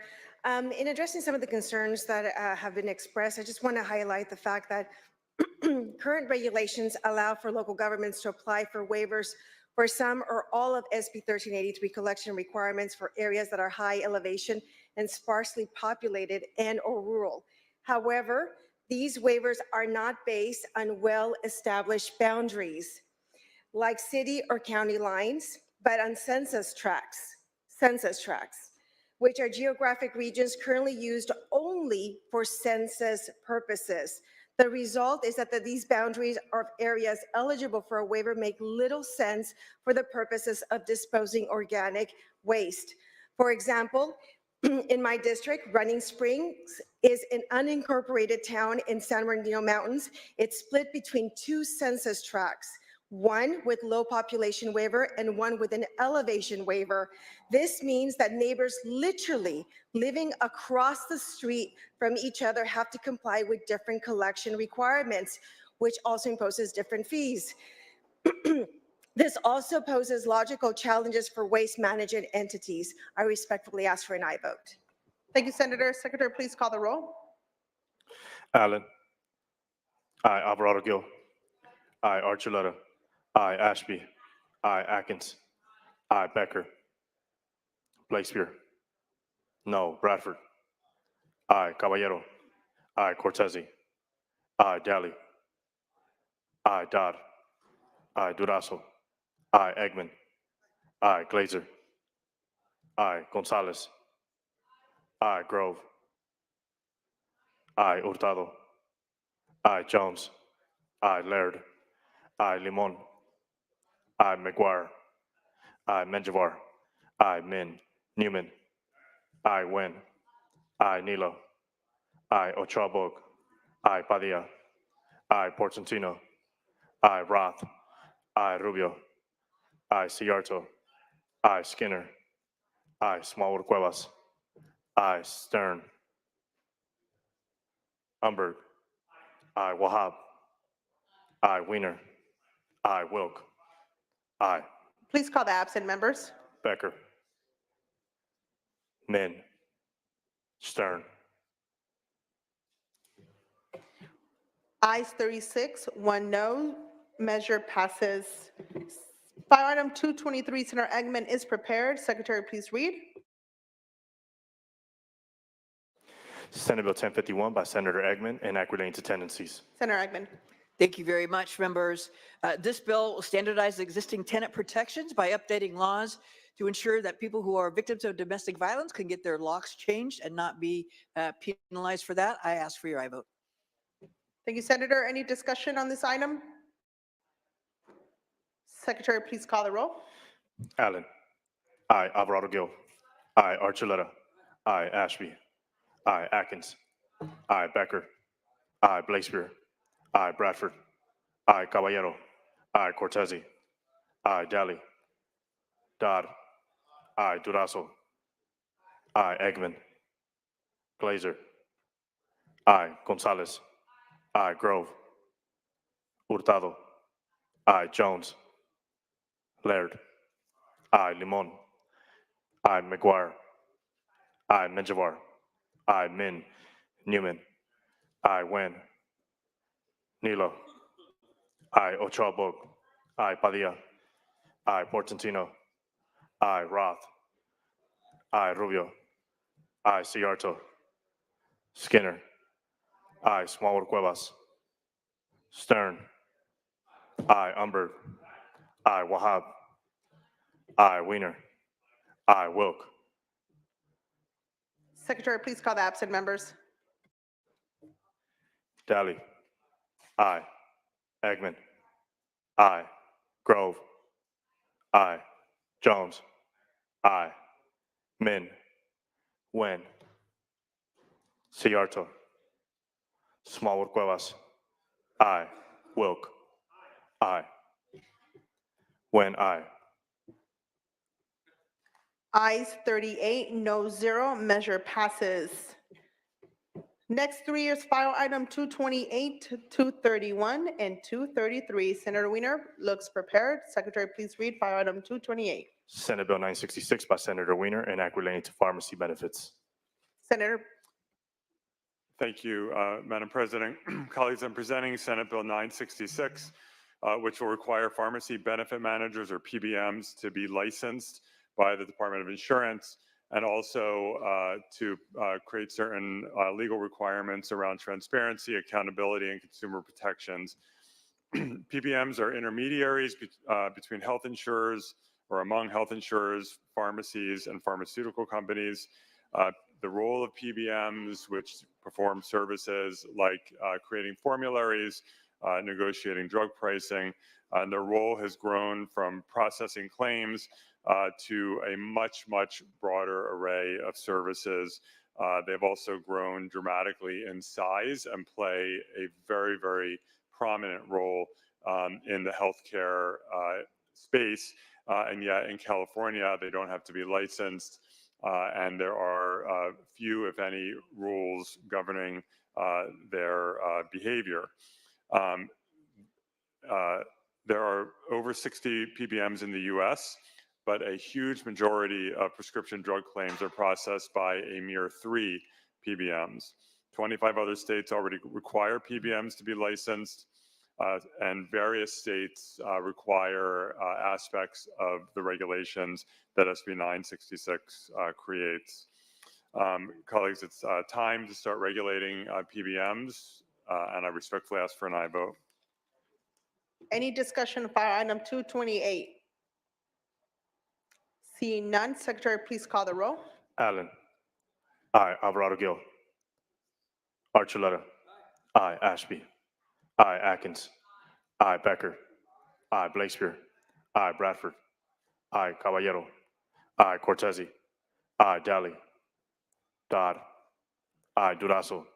Aye. Eggman. Aye. Glazer. Aye. Gonzalez. Aye. Grove. Aye. Hurtado. Jones. Aye. Laird. Aye. Limon. Aye. McGuire. Aye. Menjivar. Aye. Min. Newman.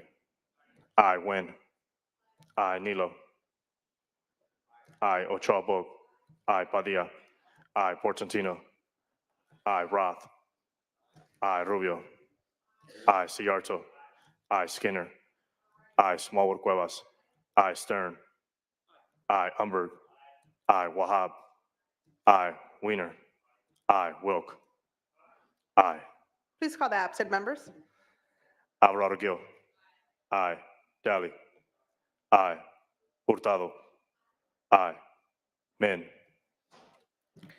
Ayes 39, no 0, measure passes. Going back to Senator Weiner, he's prepared for file item 231. Secretary, please read. Senate Bill 988 by Senator Weiner, enact relating to independent contractors. Senator Weiner. Thank you, Madam President. Colleagues, SB 988 is the Freelance Worker Protection Act, which provides very basic protections for freelance workers. It's actually shocking that this is not already the law. Most freelancers lack even the most basic of worker protections, most notably the right to be paid on time for their work. According to the Freelancers Union, 71% of freelance workers experience late or non-payment, 59% report living paycheck to paycheck, and only 25% report that they consistently have written contracts for their work. In 2023, similar versions of this bill were enacted in both Illinois and New York. And in February of this year, LA County adopted similar legislation. It's time to take it statewide. The bill will require written contracts, 30-day payment terms, unless the contract provides for a different payment schedule, payment agreement protections, anti-retaliation measures, and damages protections, making sure that these workers actually get paid. I respectfully ask for an aye vote. Thank you, Senator. Any discussion on file item 231? Secretary, please call the roll. Allen. Aye. Alvarado Gil. Aye. Archuleta. Aye. Ashby. Aye. Atkins. Aye. Becker. Aye, Blakespear. Aye, Bradford. Caballero. Aye, Cortese. Aye, Daly. Dodd. Aye, Durazo. Aye, Eggman. Aye, Glazer. Aye, Gonzalez. Aye, Grove. Hurtado. Aye, Jones. No, Laird.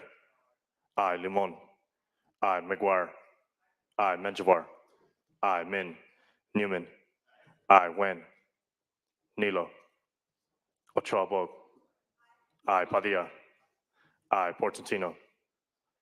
Aye, Roth. Aye, Rubio. Aye, Ciarto. No, Skinner. Aye, Smallwood Cuevas. Stern. Aye, Umberg. Aye, Wahab. Aye, Wiener. Aye, Wilk.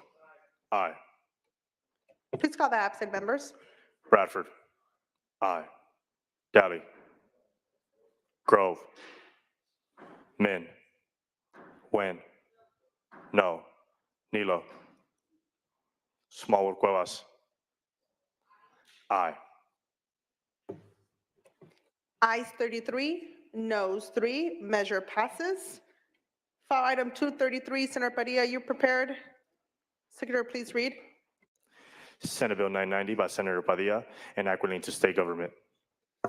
Thank you, Madam President. I rise to present SB 990. As natural disasters become a more regular occurrence, recent data from UC Irvine found that LGBTQ plus individuals, particularly LGBTQ plus persons of color, are displaced at nearly double the rate of cisgender and heterosexual individuals. LGBTQ people are more at risk of experiencing water and food insecurity, unsanitary conditions, and fear of crime following a disaster. This is because state and federal agencies continue to lack a clear strategy on how to integrate LGBTQ people into disaster preparedness, planning, and emergency response. SB 990 would require the California Office of Emergency Services to consult with representatives of the LGBT community to create policies and best practices to more equitably serve the community of Californians during natural disasters. This bill would require these policies and practices to be included in the next update to the state Cal EOS planning and understanding how to better serve LGBTQ Californians when disaster strikes. This bill is sponsored by Equality California, Insurance Commissioner Lara, and the LGBTQ caucus. I would respectfully ask for an aye vote. Discussion or debate on this item? Secretary, please call the roll. Allen. Aye, Alvarado Gil. Aye, Archuleta. Aye, Ashby. Aye, Atkins. Aye, Becker. Aye, Blakespear. Aye, Bradford. Aye, Caballero. Aye, Cortese. Aye, Daly. Dodd. Aye, Durazo. Aye, Eggman. Aye, Glazer. Aye, Gonzalez. Aye, Grove. Hurtado. Jones. Laird. Aye, Limon. Aye, McGuire. Aye, Menjivar. Aye, Min. Newman. Aye, Wen. Nilo. Ochoa Bog. Padilla. Aye, Portantino. Aye, Roth. Aye, Rubio. Aye, Ciarto. Skinner. Aye, Smallwood Cuevas. Aye, Stern. Aye, Umberg. Aye, Wahab. Aye, Wiener. Aye, Wilk. Please call the absent members. Daly. Grove. Hurtado. Aye, Jones. Min. Wen. No. Nilo. Ochoa Bog. Aye. Ciarto. Wilk. Ayes 32, noes 1, measure passes. Next three on deck is file item 234, 236, and 237. Majority Leader, you prepared for 234? Secretary, please read. Senate Bill 991 by Senator Gonzalez, enacting to school districts. Senator? Thank you, Madam President. I rise today to present SB 991, which will remove the sunset date from current law to allow the LAUSD Office of Inspector General to continue its transparent oversight responsibilities in perpetuity. A district as large and diverse as LAUSD is extremely unique and deserves a special attention to ensure there is no waste, fraud, or abuse. And it simply removes the 2025 sunset date and allows LAUSD to maintain a meaningful authority to ensure that the construction of contracts, procurement contracts, student services, and other important programs do not fall victim to poor performance or illegal activity. I respectfully ask for an aye vote. Any discussion on this item? Secretary, please call the roll. Allen. Aye. Alvarado Gil. Archuleta.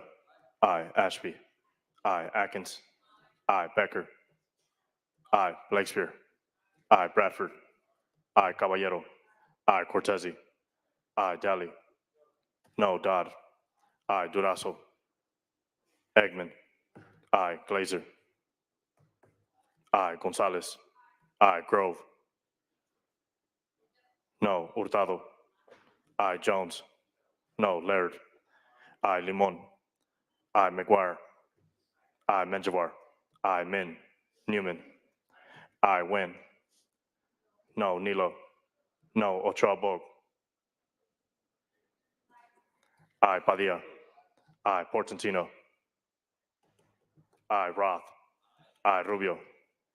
Aye. Ciarto. No. Skinner. Aye. Smallwood Cuevas. Aye. Stern. Aye. Umberg. Aye. Wahab. Aye. Wiener. Aye. Wilk. No. Please call the absent members. Alvarado Gil. No. Durazo. Aye. Min. Ayes 31, noes 8, measure passes. File item 236, Senator Dodd, are you prepared? Secretary, please read. Senate Bill 1003 by Senator Dodd, enact relating to electricity. Senator Dodd?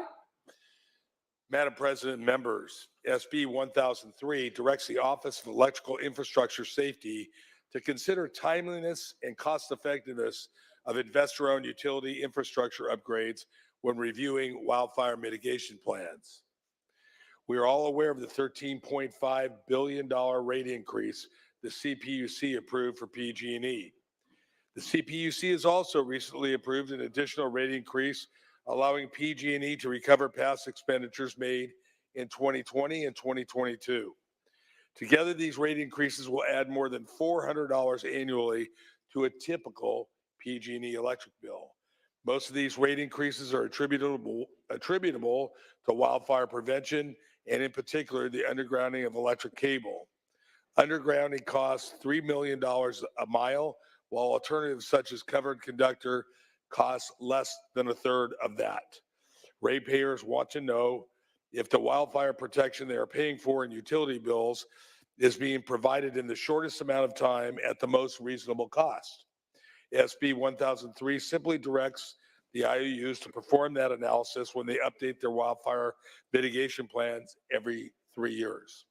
SB 1003 is supported by TURN, the Planning and Conservation League, the California Farm Bureau, and others, and I'm unaware of any formal opposition. Respectfully ask for your aye vote. Any discussion on file item 236? Secretary, please call the roll. Allen. Aye. Alvarado Gil. Aye. Archuleta. Aye. Ashby. Aye. Atkins.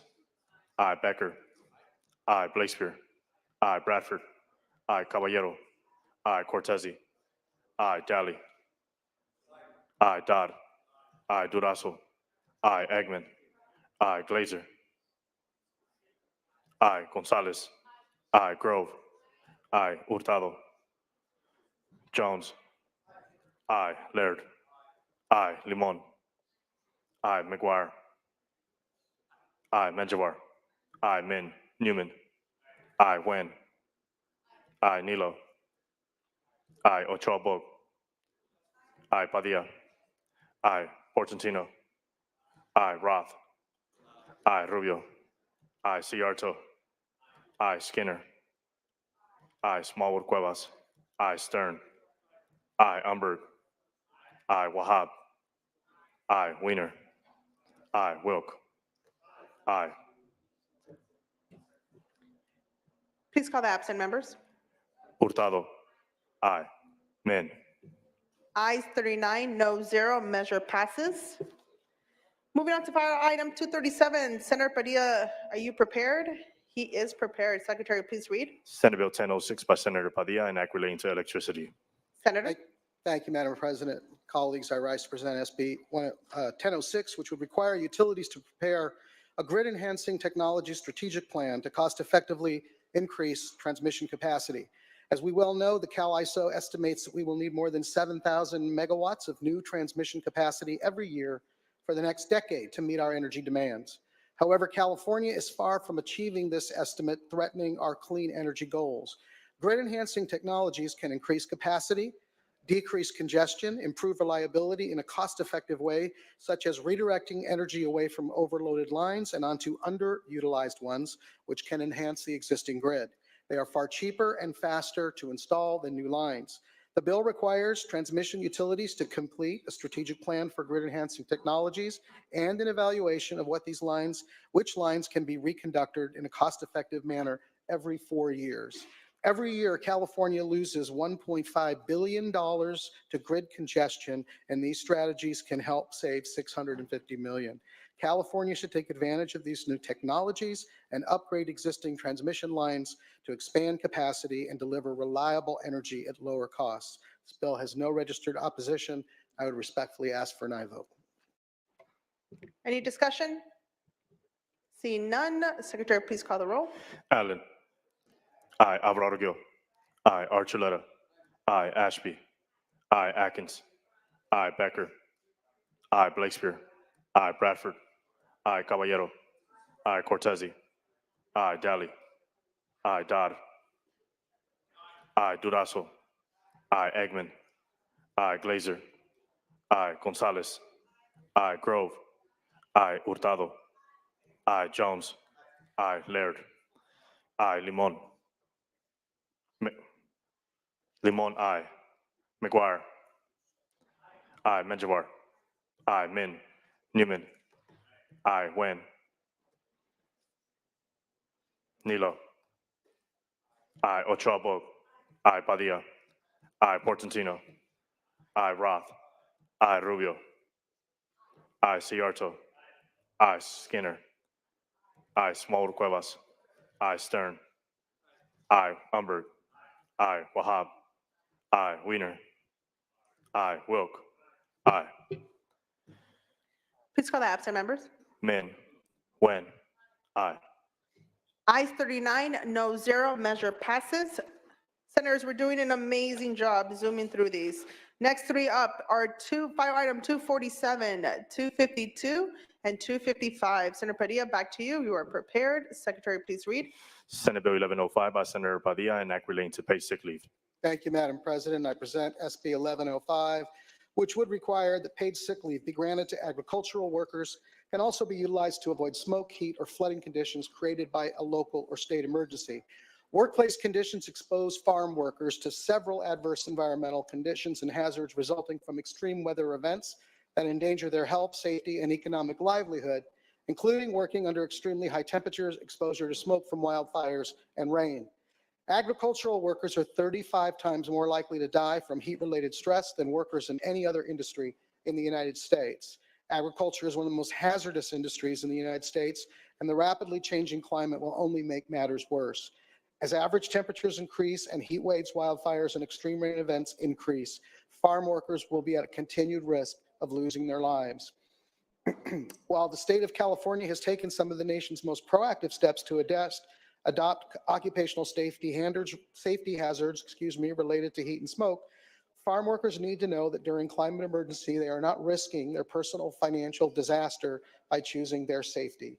SB 1105 is a Latino caucus priority, and I respectfully ask for your aye vote. Any discussion of item 247? Seeing none, Secretary, please call the roll. Allen. Aye. Alvarado Gil. Aye. Archuleta. Aye. Ashby. Aye. Atkins. Aye. Becker. Aye. Blakespear. Aye. Bradford. Aye. Caballero. Aye. Cortese. Aye. Daly. Dodd. Aye. Durazo. Aye. Eggman. Aye. Glazer. Aye. Gonzalez. Aye. Grove. Hurtado. Aye. Jones. Laird. Aye. Limon. McGuire. I, Menjivar. I, Min. Newman. I, Wen. Nilo. I, Ochoa Bog. Padilla. I, Portantino. I, Roth. I, Rubio. I, Ciarto. Skinner. I, Smallwood Cuevas. I, Stern. I, Umberg. I, Wahab. I, Wiener. I, Wilk. I, Please call the absent members. Daly. No. Grove. Jones. No. Limon. I, Min. Wen. Ochoa Bog. I, Ciarto. No. Ayes 34, noes 3, measure passes. File item 252, Senator Bradford, are you prepared? He is ready. Secretary, please read. Senate Bill 1130 by Senator Bradford, an act relating to electricity. Senator Bradford. Thank you, Madam President. 1130 would expand the eligibility criteria for family electric rate assistance, better known as the FAIR program, and require the state's 3 largest investor-owned utilities to report on their efforts to enroll customers in the FAIR program. Both the FAIR and the CARE program are grossly under-enrolled, and this would just bring attention to these badly needed programs as utility prices go up, and I respectfully ask for your aye vote. Any discussion on file item 252? See none. Secretary, please call the roll. Allen. I, Alvarado Gil. Archuleta. I, Ashby. I, Atkins. I, Becker. I, Blakespear. I, Bradford. I, Caballero. I, Cortese. I, Daly. I, Dodd. I, Durazo. I, Eggman. Glazer. I, Gonzalez. I, Grove. I, Hurtado. I, Jones. No, Laird. I, Limon. I, McGuire. Menjivar. I, Min. Newman. I, Wen. I, Nilo. Ochoa Bog. Padilla. I, Portantino. I, Roth. I, Rubio. I, Ciarto. No, Skinner. I, Smallwood Cuevas. I, Stern. I, Umberg. I, Wahab. Wiener. I, Wilk. I, Please call the absent members. Wahab. I, Alvarado Gil. I, Eggman. I, McGuire. I, Min. Nilo. No, Ochoa Bog. Ayes 35, noes 3, measure passes. File item 255, Senator Cortese, are you prepared? He is ready. Secretary, please read. Senate Bill 1162 by Senator Cortese, an act relating to public contracts. Senator Cortese. Thank you, Madam President. Colleagues, I'm pleased to present SB 1162. This bill enables labor management cooperation committees, otherwise known as LMCCs, to accurately verify workers have the appropriate training by requiring employers to include a worker's date of birth in their monthly certified payroll reports submitted to labor management cooperation committees. By ensuring accurate identification data, we can verify whether the worker meets the eligibility criteria in alignment with state regulations. The bill has strong support and no known opposition. I respectfully ask for your aye vote. Discussion and debate of file item 255. Secretary, please call the roll. Allen. I, Alvarado Gil. I, Archuleta. I, Ashby. I, Atkins. I, Becker. I, Blakespear. I, Bradford. I, Caballero. I, Cortese. I, Daly. I, Dodd. I, Durazo. I, Eggman. I, Glazer. Gonzalez. I, Grove. I, Hurtado. I, Jones. I, Laird. I, Limon. I, McGuire. I, Menjivar. I, Min. Newman. I, Wen. I, Nilo. I, Ochoa Bog. I, Padilla.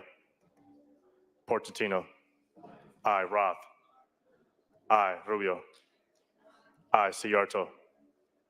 I, Skinner. I, Smallwood Cuevas. I, Stern. I, Umberg. I, Wahab. I, Weiner. I, Wilk. I, Please call the absent members. Glazer. I, Min. Padilla. I. Ayes 39, no 0, measure passes.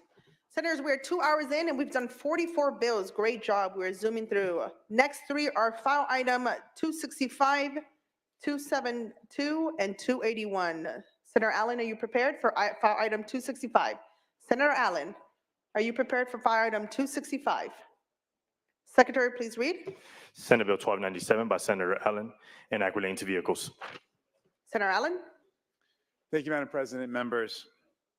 On the evening of October 17th, 2023, a young man speeding at 104 miles an hour on Pacific Coast Highway in Malibu lost control of his vehicle and killed 4 Pepperdine University students standing on the side of the highway.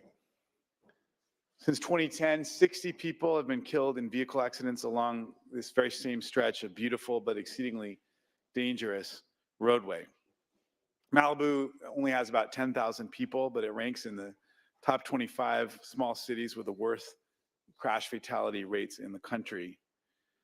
2023 crash data from the LA County Sheriff reports 127 property damage collisions, 93 injury collisions, 7 deaths. A primary factor in all of these incidents was high vehicle speed.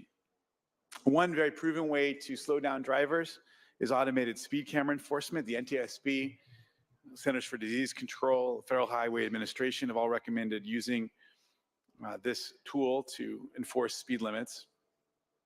In fact, the FHA, the Federal Highway Administration data shows that they can reduce crashes on urban streets by 54%, and an NTSB review of speed camera programs around the world found cameras to be effective in reducing fatal collisions. This bill expands upon an existing pilot program, Assemblymember Friedman's legislation that was passed last year, and it would basically apply in a limited manner to this one city, to this one stretch of road. This is all about trying to slow people down and save some lives, and I respectfully ask for a vote on this bill. Any discussion or debate on file item 265? Secretary, please call the roll. Allen. I, Alvarado Gil. I, Archuleta. I, Ashby. I, Atkins. I, Becker. I, Blakespear. I, Bradford. I, Caballero. Cortese. I, Daly. I, Dodd. I, Durazo. I, Eggman. I, Glazer. I, Gonzalez. I, Grove. I, Hurtado. I, Jones. No, Laird. I, Limon. I, McGuire. I, Menjivar. I, Min. Newman. I, Wen. I, Nilo. No, Ochoa Vogue. No, Padilla. Portantino. Roth. I, Rubio. I, Ciarto. I, Skinner. I, Smallwood Cuevas. I, Stern. I, Umberg. I, Wahab. I, Weiner. I, Wilk. I, Please call the absent members. Caballero. I, Min. Padilla. I, Portantino. I. Ayes 36, noes 3, measure passes. File item 272 is next. Senator Archuleta looks prepared. Secretary, please read.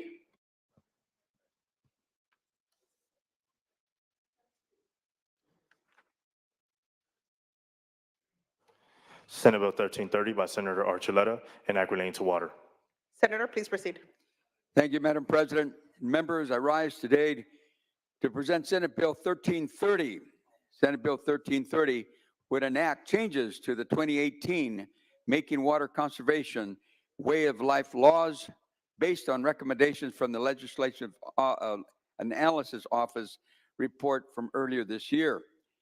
The 2018 laws established a framework for long-term improvements in urban water use efficiency and drought planning as California adapts to climate change and impacts. The State Water Board, in coordination with the Department of Water Resources, was required to adopt long-term standards, variances, guidelines, methodologies for calculating urban water usage objectives by June of 2022. Due to the COVID and other factors, we are still awaiting those regulations. The purpose of my bill is to extend the deadlines of the 2018 laws to match the State Water Board's current schedule to adapt final regulations, to require the Department of Water Resources to update landscape data in the future, and to give water suppliers the option of reporting their data on either a calendar or fiscal year basis. Quite simply, Senate Bill 1330 will provide flexibility and cost savings for water suppliers to comply with the 2018 laws and pending state board regulations. Senate Bill 1330 has no opposition, has received any no votes. For these reasons, I would ask for your aye vote. Thank you.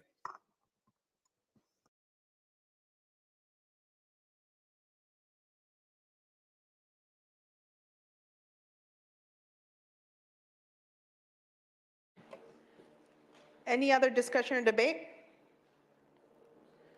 This item is eligible for unanimous roll call. Any objection? Ayes 39, no 0. Measure passes. Moving on to file item 281, Senator Allen. You got the next two, Senator Allen.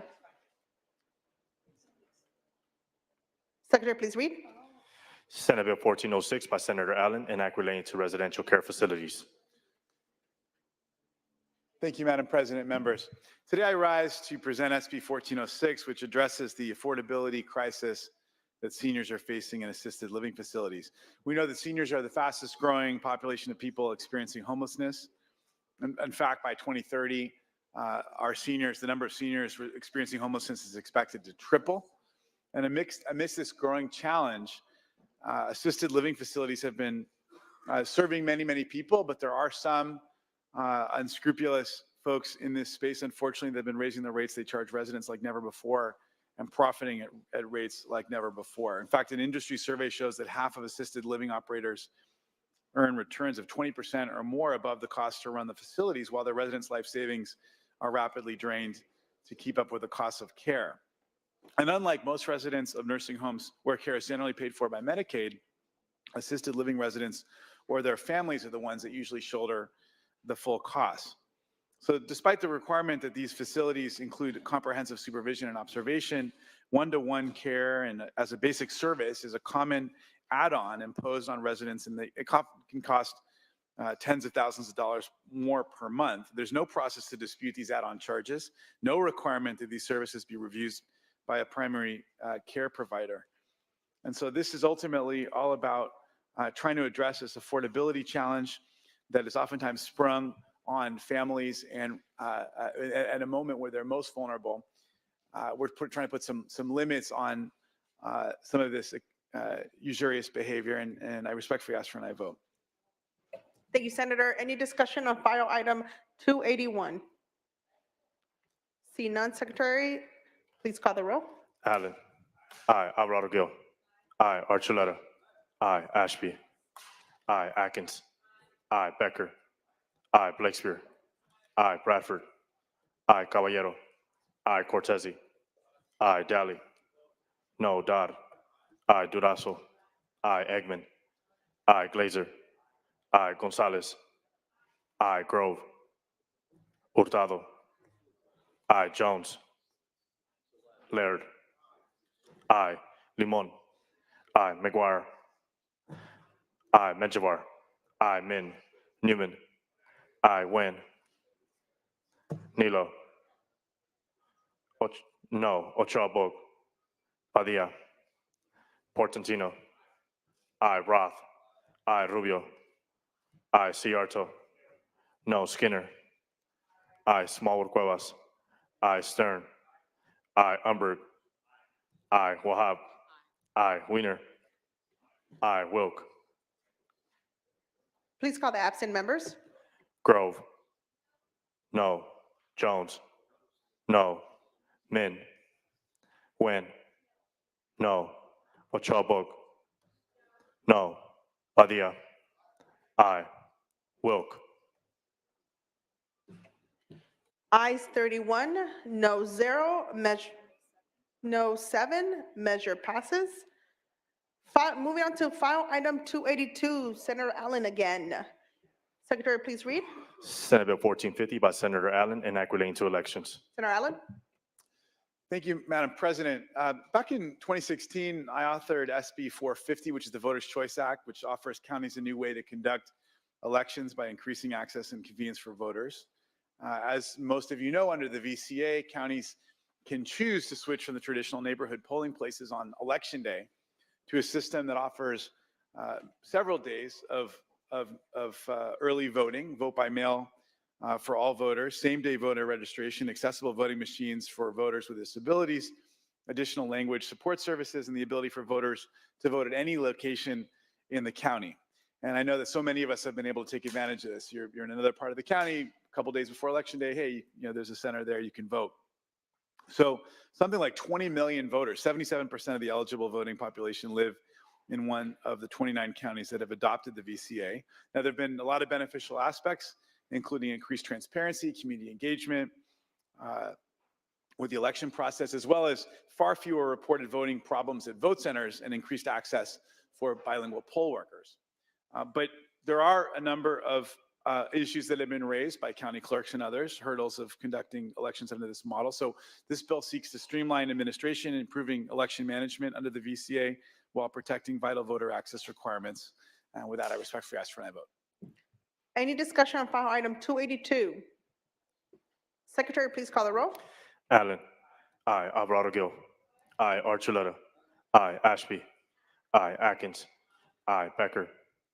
Aye. Blakespear. Aye. Bradford. Aye. Caballero. Aye. Cortese. Aye. Daly. Dodd. Aye. Durazo. Aye. Eggman. Aye. Glazer. Aye. Gonzalez. Aye. Grove. Hurtado. Aye. Jones. Laird. Aye. Limon. Aye. McGuire. Aye. Menjivar. Aye. Min. Newman. Aye. Wen. Nilo. Ochoa. Padilla. Aye. Portantino. Aye. Roth. Aye. Rubio. Aye. Ciarto. Skinner. Aye. Smallwood Cuevas. Aye. Stern. Aye. Umberg. Aye. Wahab. Aye. Weiner. Aye. Wilk. Please call the absent members. Daly. Grove. Jones. Min. Wen. Nilo. Ochoa. Ciarto. Wilk. Aye. Ayes 32, no 0, measure passes.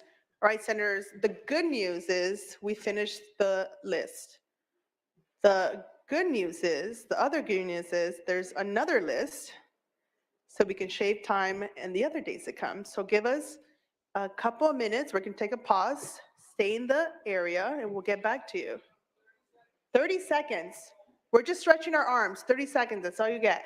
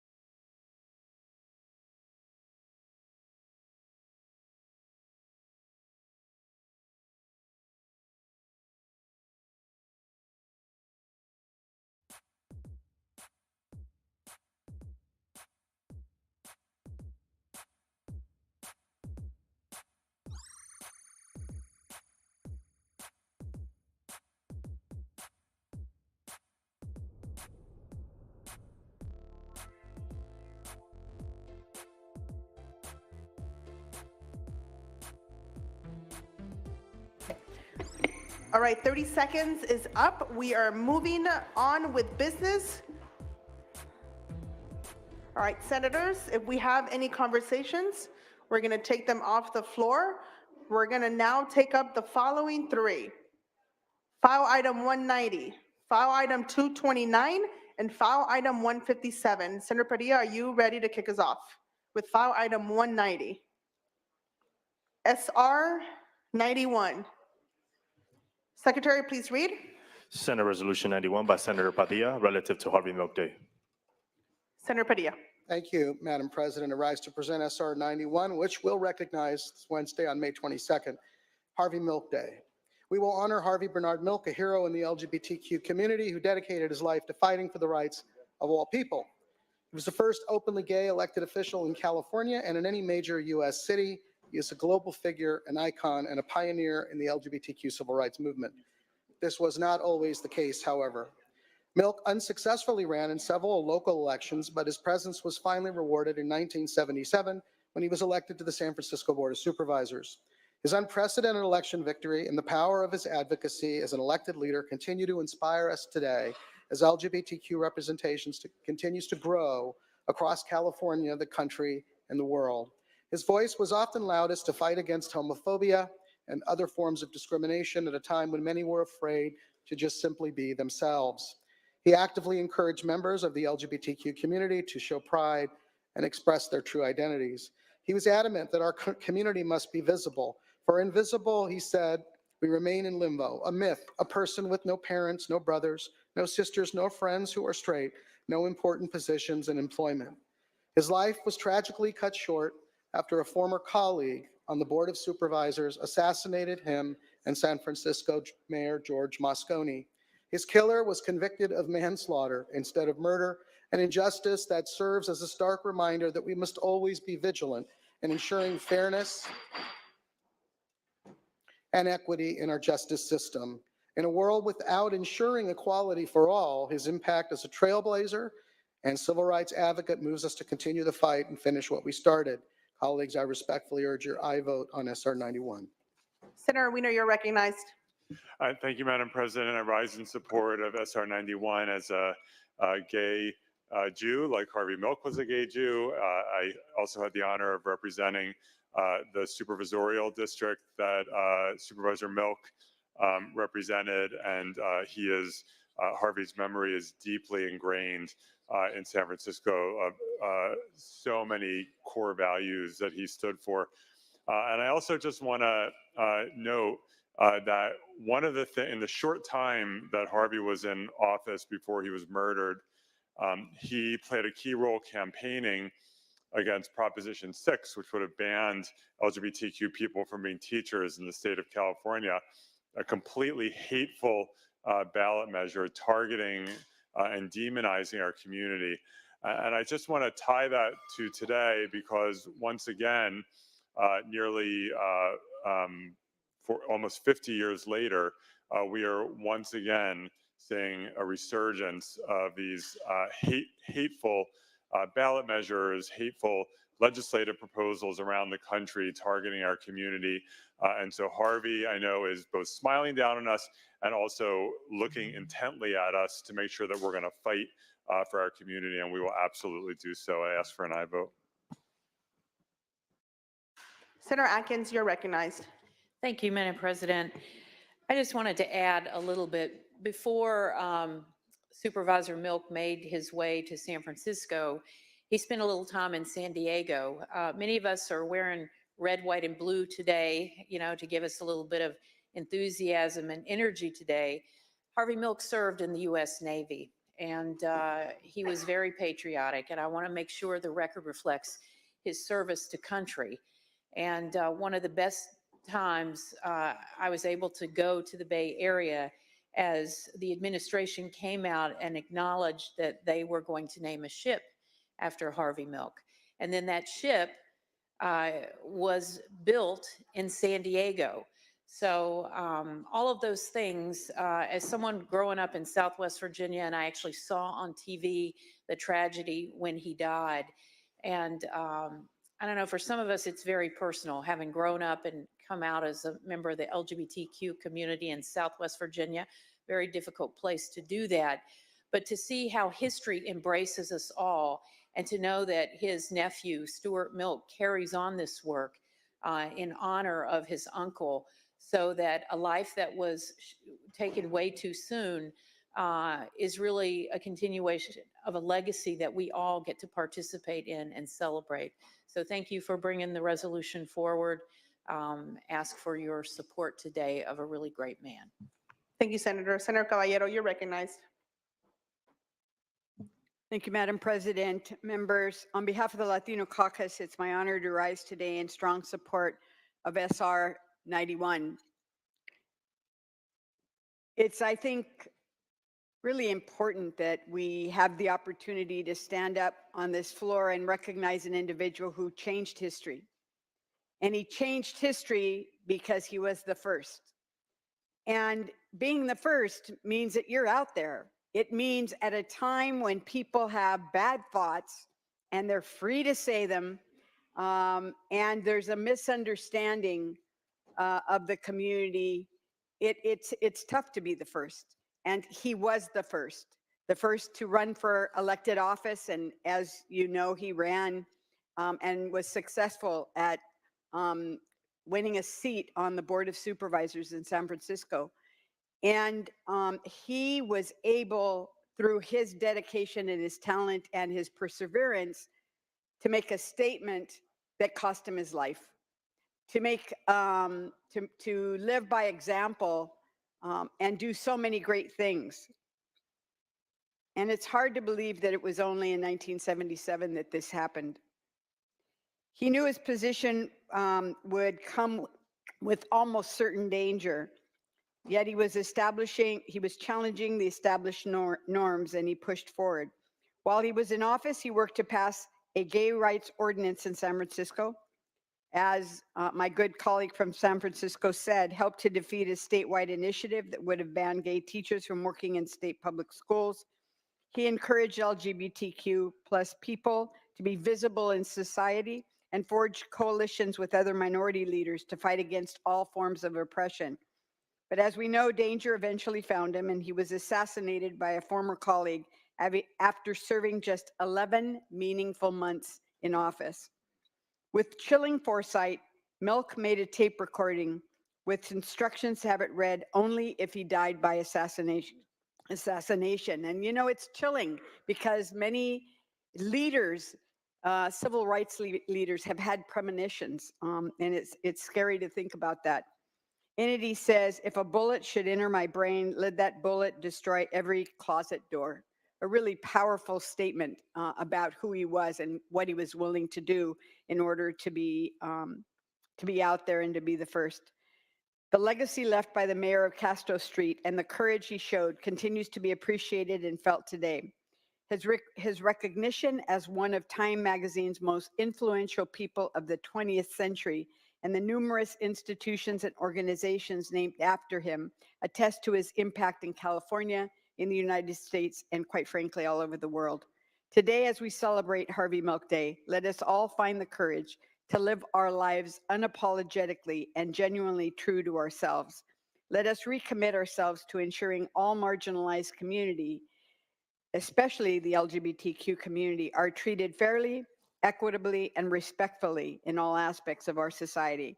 And may we continue our work and the work of Harvey Milk to ensure every Californian can live a life full of love, peace, and happiness. On behalf of the Latino Caucus, I want to thank the author for his leadership and work on this important resolution and ask all members to join me in supporting SB 91. Thank you, Senator. Any further discussion? Senator Padilla, you may close. Thank you, Madam President. Colleagues, respectfully ask for an aye vote. Secretary, please call the roll. Allen. Aye. Alvarado Gil. Aye. Archuleta. Aye. Ashby. Aye. Atkins. Aye. Becker. Aye. Blakespear. Aye. Bradford. Aye. Caballero. Aye. Cortese. Aye. Daly. Dodd. Aye. Durazo. Aye. Eggman. Aye. Glazer. Aye. Gonzalez. Aye. Grove. Hurtado. Aye. Jones. Laird. Aye. Limon. Aye. McGuire. Aye. Menjivar. Aye. Min. Newman. Aye. Wen. Nilo. Ochoa Bog. Padilla. Aye. Portantino. Aye. Roth. Aye. Rubio. I, Sayarto. Skinner. I, Smallwood Cuevas. I, Stern. I, Umberg. I, Wahab. I, Weiner. I, Wilk. Please call the absent members. Daly. Grove. Jones. Min. Nguyen. Nilo. Nilo, I. Ochabog. Sayarto. Wilk. I. Ayes 33, no 0, measure passes. The next three we have on file item 229, 157, and 173. Senator Skinner, are you prepared? She is prepared. Secretary, please read. Senate Bill 976 by Senator Skinner, an act relating to youth addiction. Senator. Thank you, Madam President. Members, I'm very pleased to come before you today with SB 976, a bill that is directed to protect our children and empower our parents against the harms that we know that social media has been causing. SB 976 was developed with input from our school administrators, county superintendents, pediatricians, and many more to address these well-documented harms. And it does so by focusing not on content, because we are prohibited from regulating content on the internet or social media platforms, but instead by regulating the addictive features that are embedded in these platforms. So in other words, the algorithms.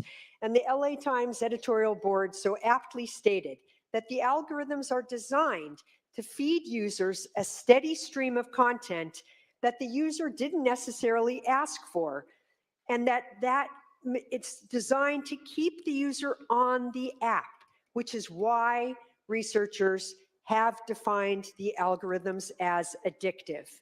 So what does SB 976 do specifically?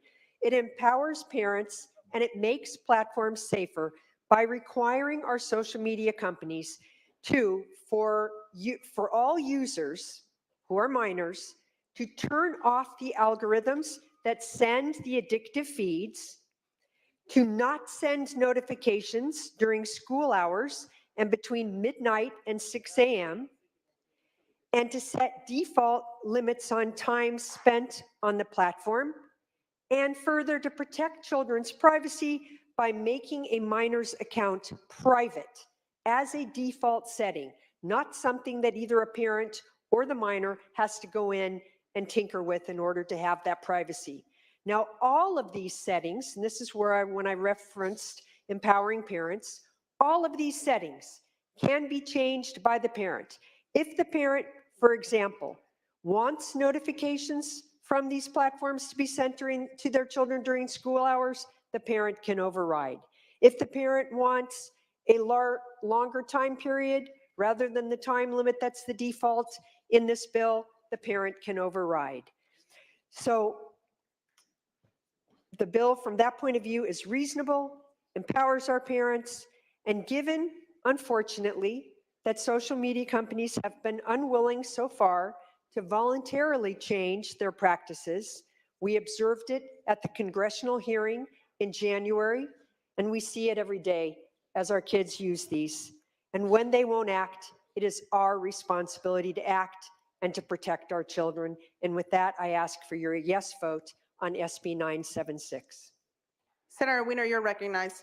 Thank you very much, Madam President. I'll be voting for this bill today with some reservations, and the author and I have discussed them. That on balance, this bill does a lot of good because there are some real harms that are happening with kids and the addictive nature of these services. And so I appreciate the author's perseverance and really trying to protect kids. And I think in large part, this bill will help do that. Unfortunately, there are kids who don't have that kind of relationship with their parents. And we want to make sure that those kids are also taken care of, and sometimes access to these services can be a lifeline for these kids. And so I know that the author will engage on these issues, and I trust her incredibly because she absolutely gets it in terms of the needs of these kids. And so I will be voting for the bill today. Thank you. Senator Eggman, you're recognized. Much, Madam President. I want to rise in support of this bill.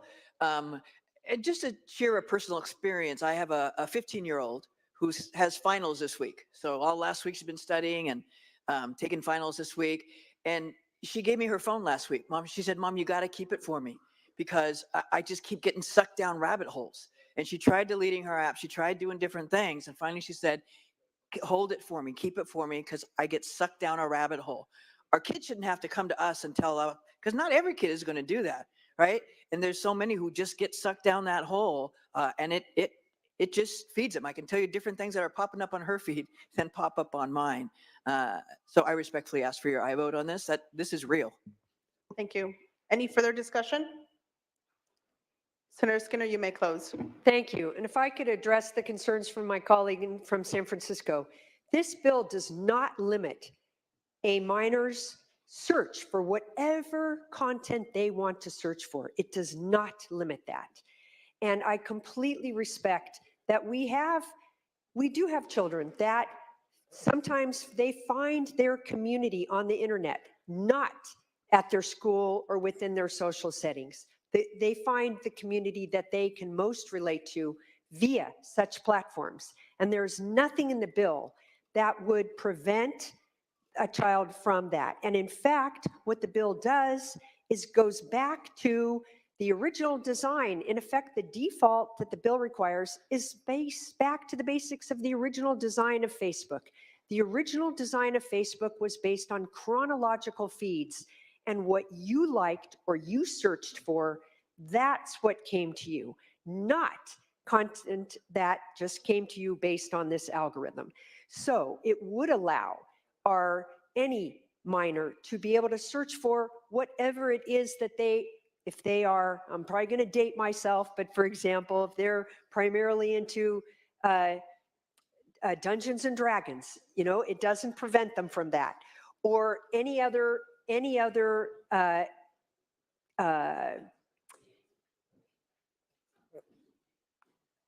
identity, or you name it. So I just wanted to make that clarity, but I am absolutely committed to making sure that this bill does allow for minors to be able, those minors who need to be able to find their communities through the internet, to be able to do so, and willing to work on that if as time goes on, there appears to be any problem related to it. And with that, I ask for your aye vote. Secretary, please call the roll. Allen. Aye. Alvarado Gil. Aye. Archuleta. Aye. Ashby. Aye. Atkins. Aye. Becker. Aye. Blakespear. Aye. Bradford. Aye. Caballero. Aye. Cortese. Aye. Galley. Aye. Dodd. Aye. Durazo. Aye. Eggman. Aye. Glazer.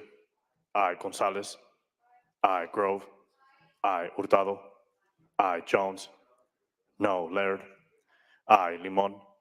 Aye. McGuire. Aye. Menjivar. Aye. Min. Newman. Aye. Wen. Aye. Nilo. Ochoa. Padilla. Aye. Portantino. Aye. Roth. Aye. Rubio. Aye. Ciarto. No. Skinner. Aye. Smallwood Cuevas. Aye. Stern. Aye. Umberg. Aye. Wahab. Aye. Wiener. Aye. Wilk. Please call the absent members. Min. Nilo. Ochoa. Aye. Wilk. Ayes 35, noes 2, measure passes. Now on to file item 157, Senator Hurtado. She is prepared. Secretary, please read. Senate Bill 1155 by Senator Hurtado, enact relating to the Political Reform Act of 1974. Senator.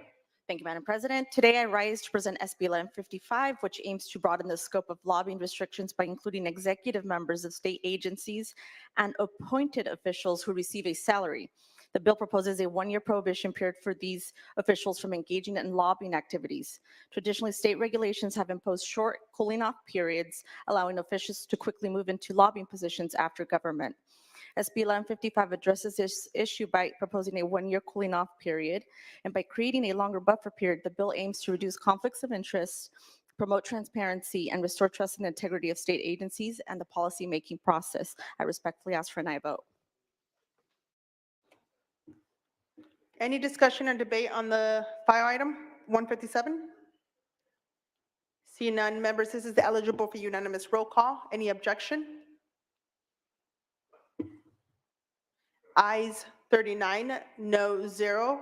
Measure passes. On to file item 173. Senator Caballero, are you prepared? Secretary, please read.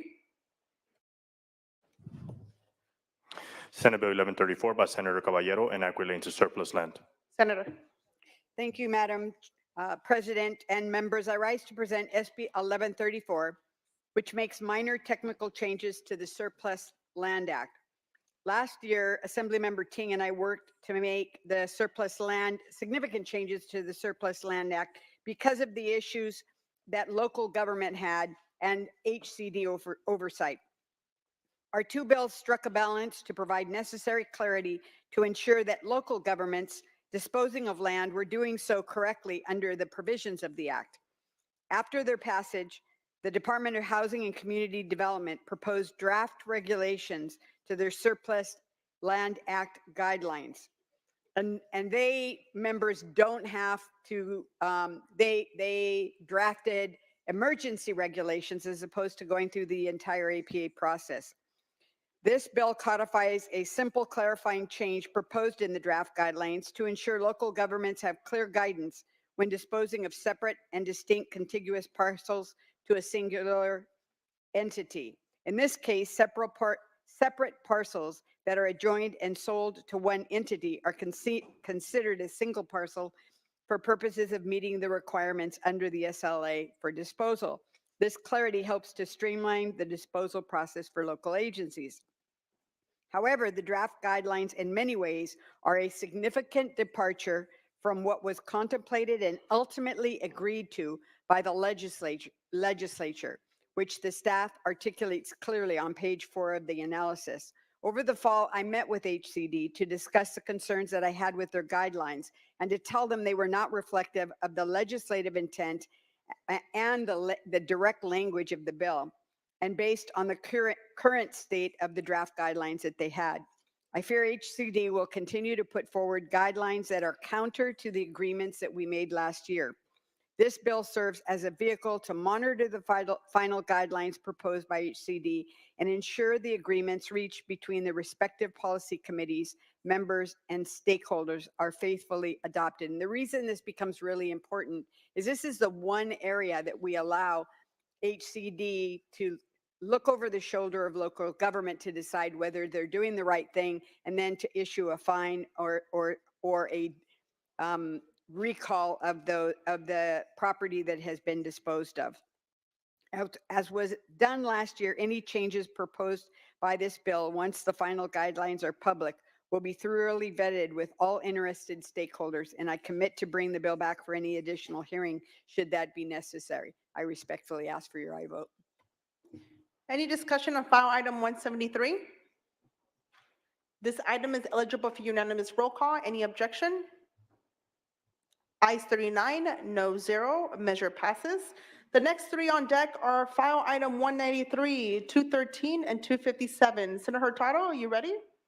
Secretary, please read. Senate Bill 1156 by Senator Hurtado, enacting into the Political Reform Act of 1974. Senator? Thank you, Madam President. I rise to present Senate Bill 1156. Many say that water is a new gold, and there's a lot of concerns out there by community members about it being just that. So SB 1156 would require members of the executive team and board of directors for groundwater sustainability agencies to annually disclose any economic or financial interests they may maintain. Current law lacks appropriate transparency measures relating to these GSAs. This insufficiency can increase the risk of economic interest influencing decision-making processes. Addressing these deficiencies is imperative to establish effective governance frameworks that prioritize the long-term health and sustainability of groundwater resources. Requiring greater accountability by those in power of GSA seeks to safeguard the sustainable management of groundwater resources. I respectfully ask for an aye vote. Any discussion? Item is eligible for unanimous roll call. Any objection? All right, ayes 39, no 0. Measure passes. Senator Ashby, are you prepared for file item 213? She is ready. Secretary, please read. File item 213.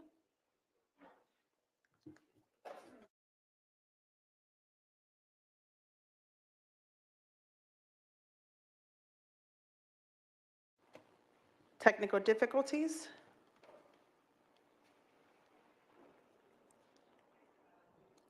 Secretary, please read file item 213. Senate Bill 1439 by Senator Ashby, an act relating to land use. Senator Ashby.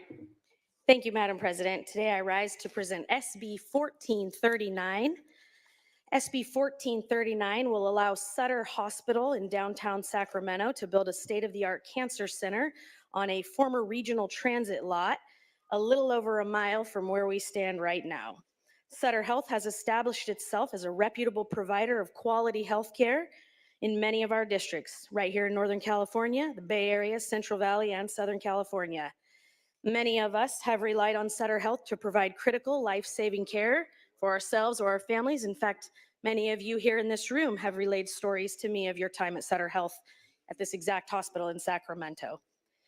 Cancer is the second leading cause of death in our state, with 189,000 new cases and over 60,000 deaths every year. According to a study done by UC Davis, Sacramento County performed worse in cancer mortality when compared to other state averages. There is a great disparity in getting access to critical life-saving care, especially for those who are receiving Medi-Cal and Medicare. Low-income patients are less likely to receive life-saving treatment and experience much higher death rates from a cancer diagnosis. Of its 3.2 million patients served every year, Sutter serves over 1.2 million Medi-Cal and Medicare patients. And as Senate District 8's population grows, so too will that number. Sutter Health is heavily invested in our local federally qualified health centers, such as Wells Space Center here in my district, and will provide care for cancer patients from our most underserved populations. These are populations who see higher rates of death from cancer diagnosis due to delay in care. This bill outlines safeguards that ensure the land is used for critical health care and further ensures access for marginalized communities. I am proud to have the support of Sutter Health, Sacramento's community clinics, including Wealth Space and the Sacramento Native American Health Center, the California Hospital Association, the California Professional Firefighters, Providence, Scripps Health, the Steinberg Institute, the California State Building and Trades, and Sacramento's LGBTQ Center. I respectfully ask for your aye vote. Senator Nealer, you're recognized. Thank you, Madam President. Members, I rise also in support of SB 1439.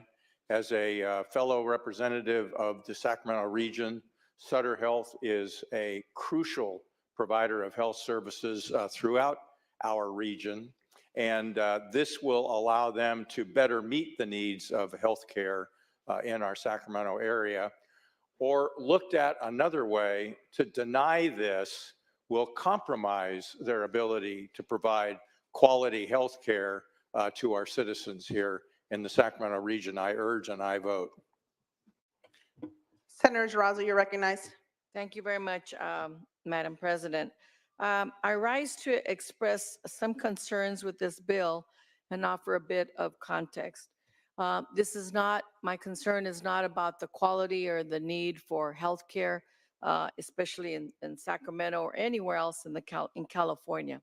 The context is this: the Surplus Land Act is a key piece of the state's efforts to advance affordable housing. The premise is simple: affordable housing developers should get the first shot at properties that local agencies no longer need.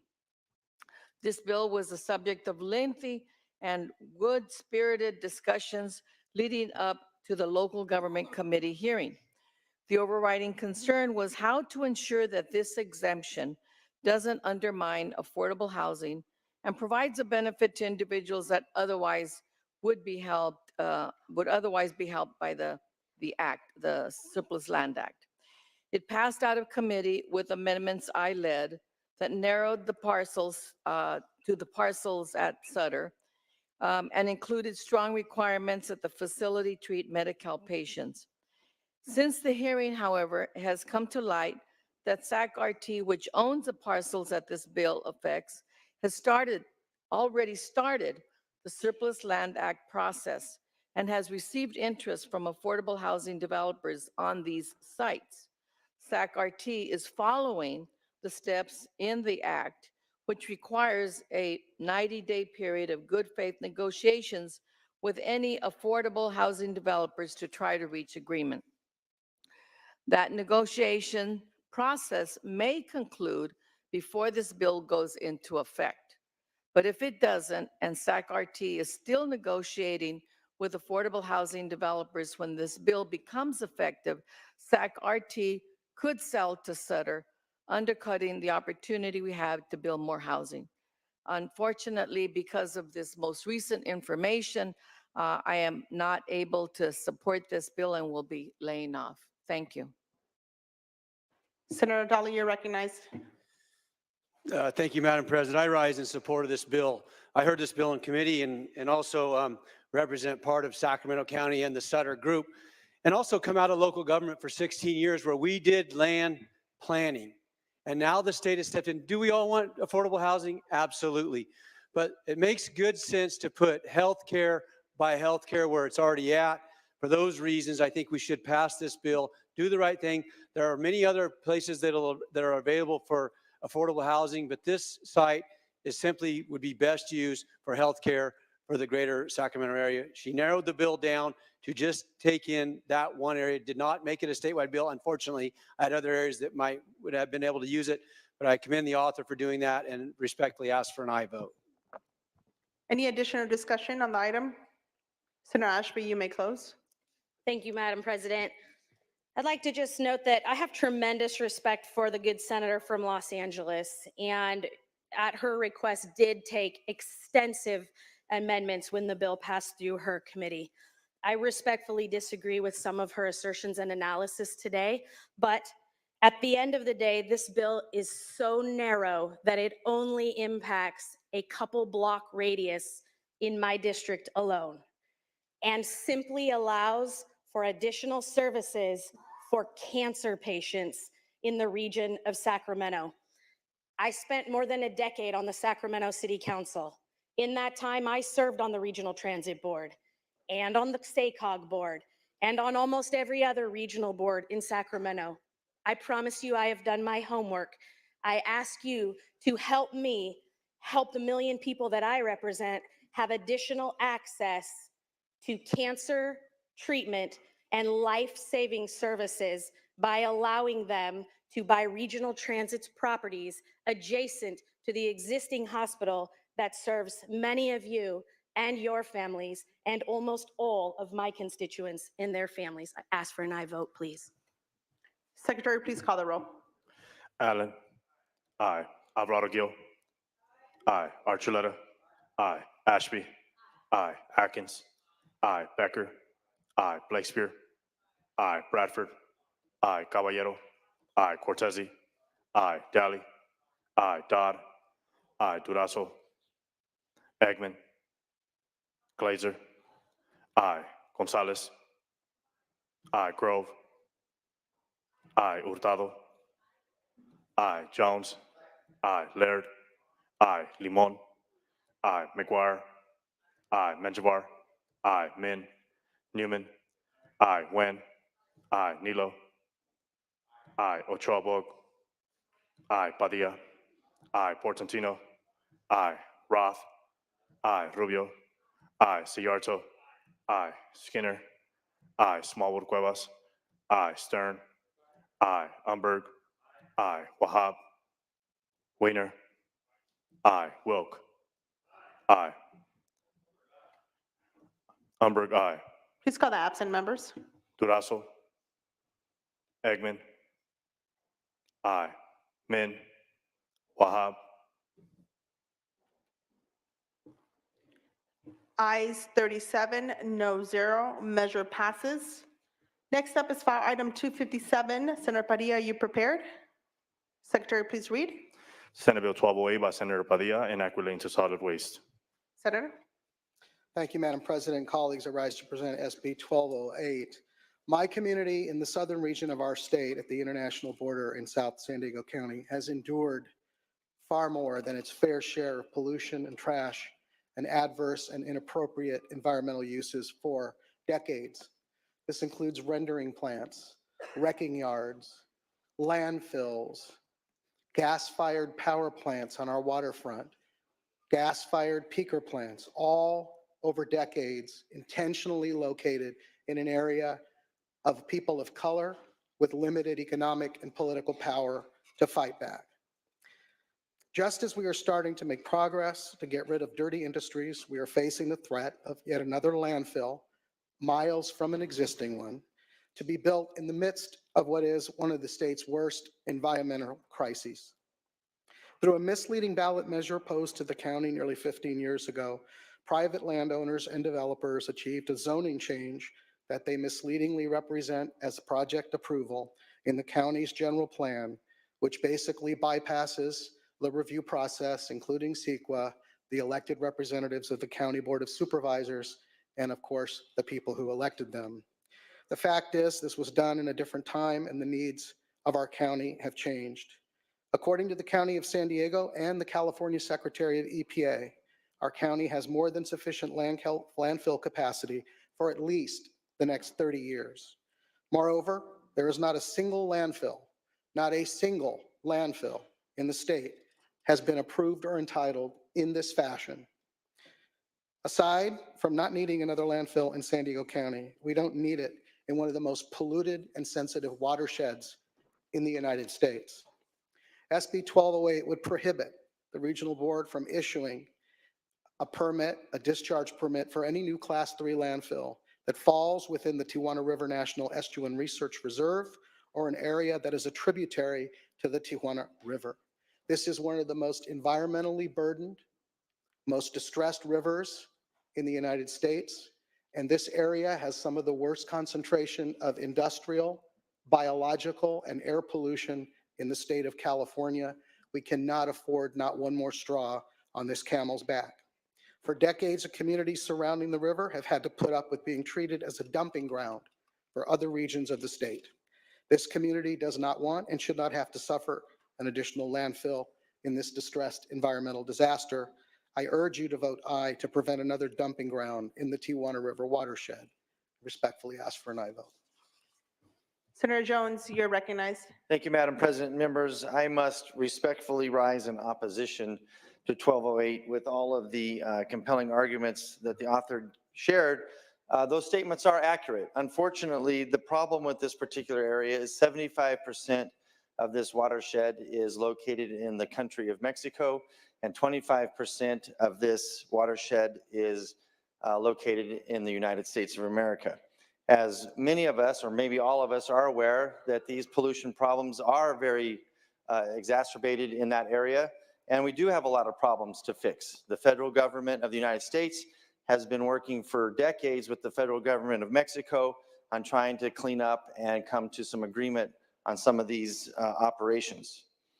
In this project in particular, that is located in the United States of America in the state of California, has been going through the proper permitting process through CEQA and the Regional Water Quality Control Boards. And members, I don't think I need to walk through all of the procedures that it takes to go through those two permitting processes, plus all of the other things that this project is having to comply with in the state of California.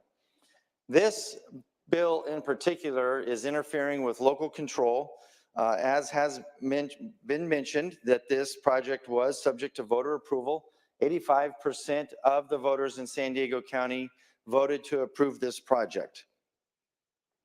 This bill in particular bans the Water Quality Control Board from issuing a permit on a specific project.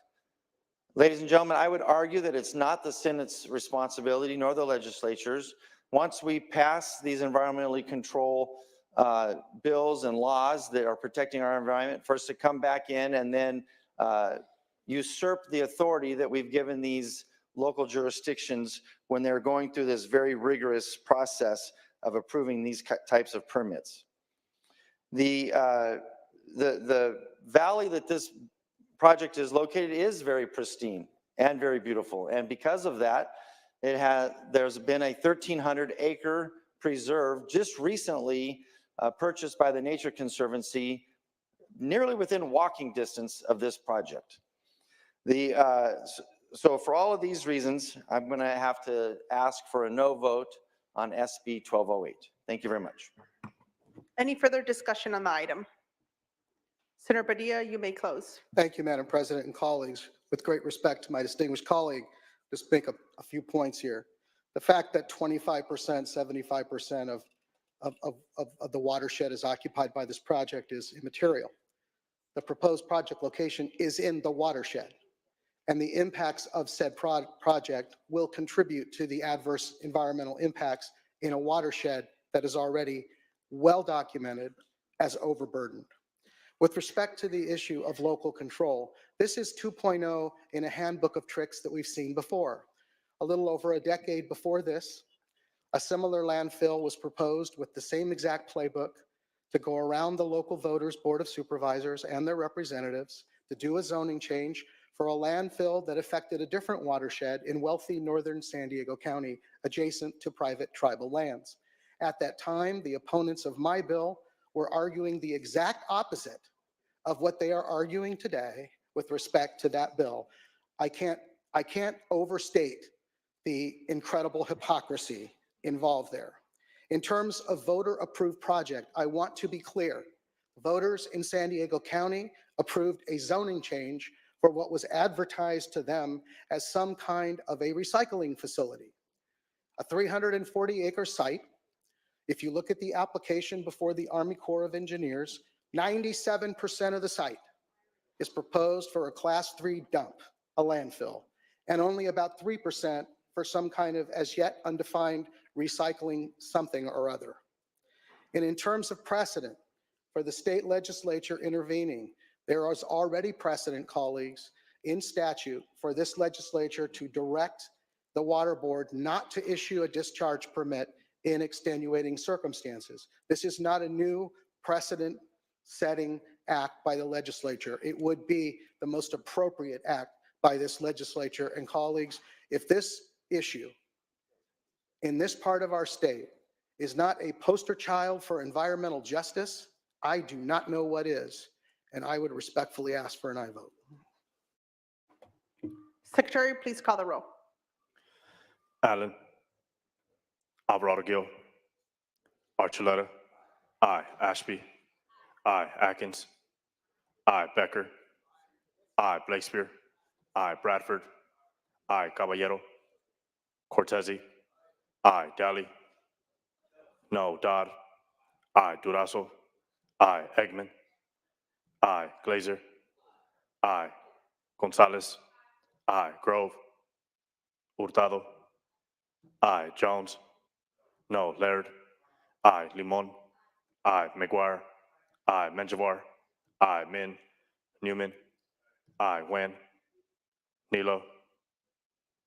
No. Ochoa-Bog. Padilla. Aye. Portantino. Aye. Roth. Aye. Rubio. Aye. Ciarto. No. Skinner. Aye. Smallwood Cuevas. Aye. Stern. Aye. Umberg. Aye. Wahab. Aye. Weiner. Aye. Wilk. Secretary, please call the absent members. Allen. Alvarado Gil. Caballero. Grove. No. Min. Wen. No. Ochoa-Bog. Wilk.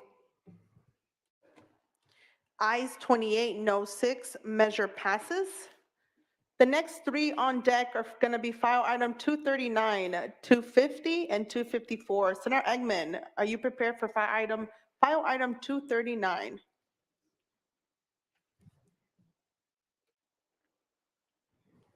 She is prepared. Once, You ready? Secretary, please read. Senate Bill 1025 by Senator Eggman, enacting to diversion. Senator Eggman. Thank you very much, Madam Speaker. This bill simply expands the eligibility for veteran diversion programs to make it consistent with the mental health diversion court. I respectfully ask for your aye vote. Any discussion or debate on file item 239? Seeing none. Secretary, please call the roll. Allen. Aye. Alvarado Gil.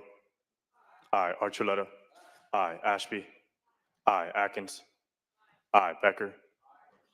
Aye. Blakespear. Aye. Bradford. Aye. Caballero. Aye. Cortese. Daly. Dodd. Durazo. Aye. Eggman. Aye. Glazer. Aye. Gonzalez. Aye. Grove. Aye. Hurtado. Aye. Jones. Laird. Aye. Limon. Aye. McGuire. Aye. Menjivar. Aye. Min. Newman. Aye. Nguyen. Nilo. Ochoa Bog. Padilla. Aye. Portantino. Aye. Roth. Aye. Rubio. Aye. Ciarto. Skinner. Aye. Smallwood Cuevas. Aye. Stern. Aye. Umberg. Aye. Wahab. Aye. Weiner. Aye. Wilk. Aye. Secretary, please call the absent members. Cortese. Aye. Daly. Dodd. Aye. Jones. Min. Nguyen. Nilo. Ochoa Bog. Ciarto. Ayes 33, no 0, measure passes. File item 250, Senator Caballero, are you prepared? Secretary, please read. Senate Bill 1123 by Senator Caballero, enacting to land use. Senator Caballero. Thank you, Madam President. I rise to present SB 1123, which builds upon work that I did last year to streamline the process for communities to build small-scale, more affordable infill homeownership projects. As we know, the high cost of housing construction and regulatory delay has contributed to the state's affordability crisis. And just like housing affordability has driven homeownership rates down for communities of color, local planning rules have also created barriers to homeownership. And many communities throughout the state have enacted policies that restrict denser development in single-family neighborhoods, which prevents the construction of smaller starter homes working families can afford.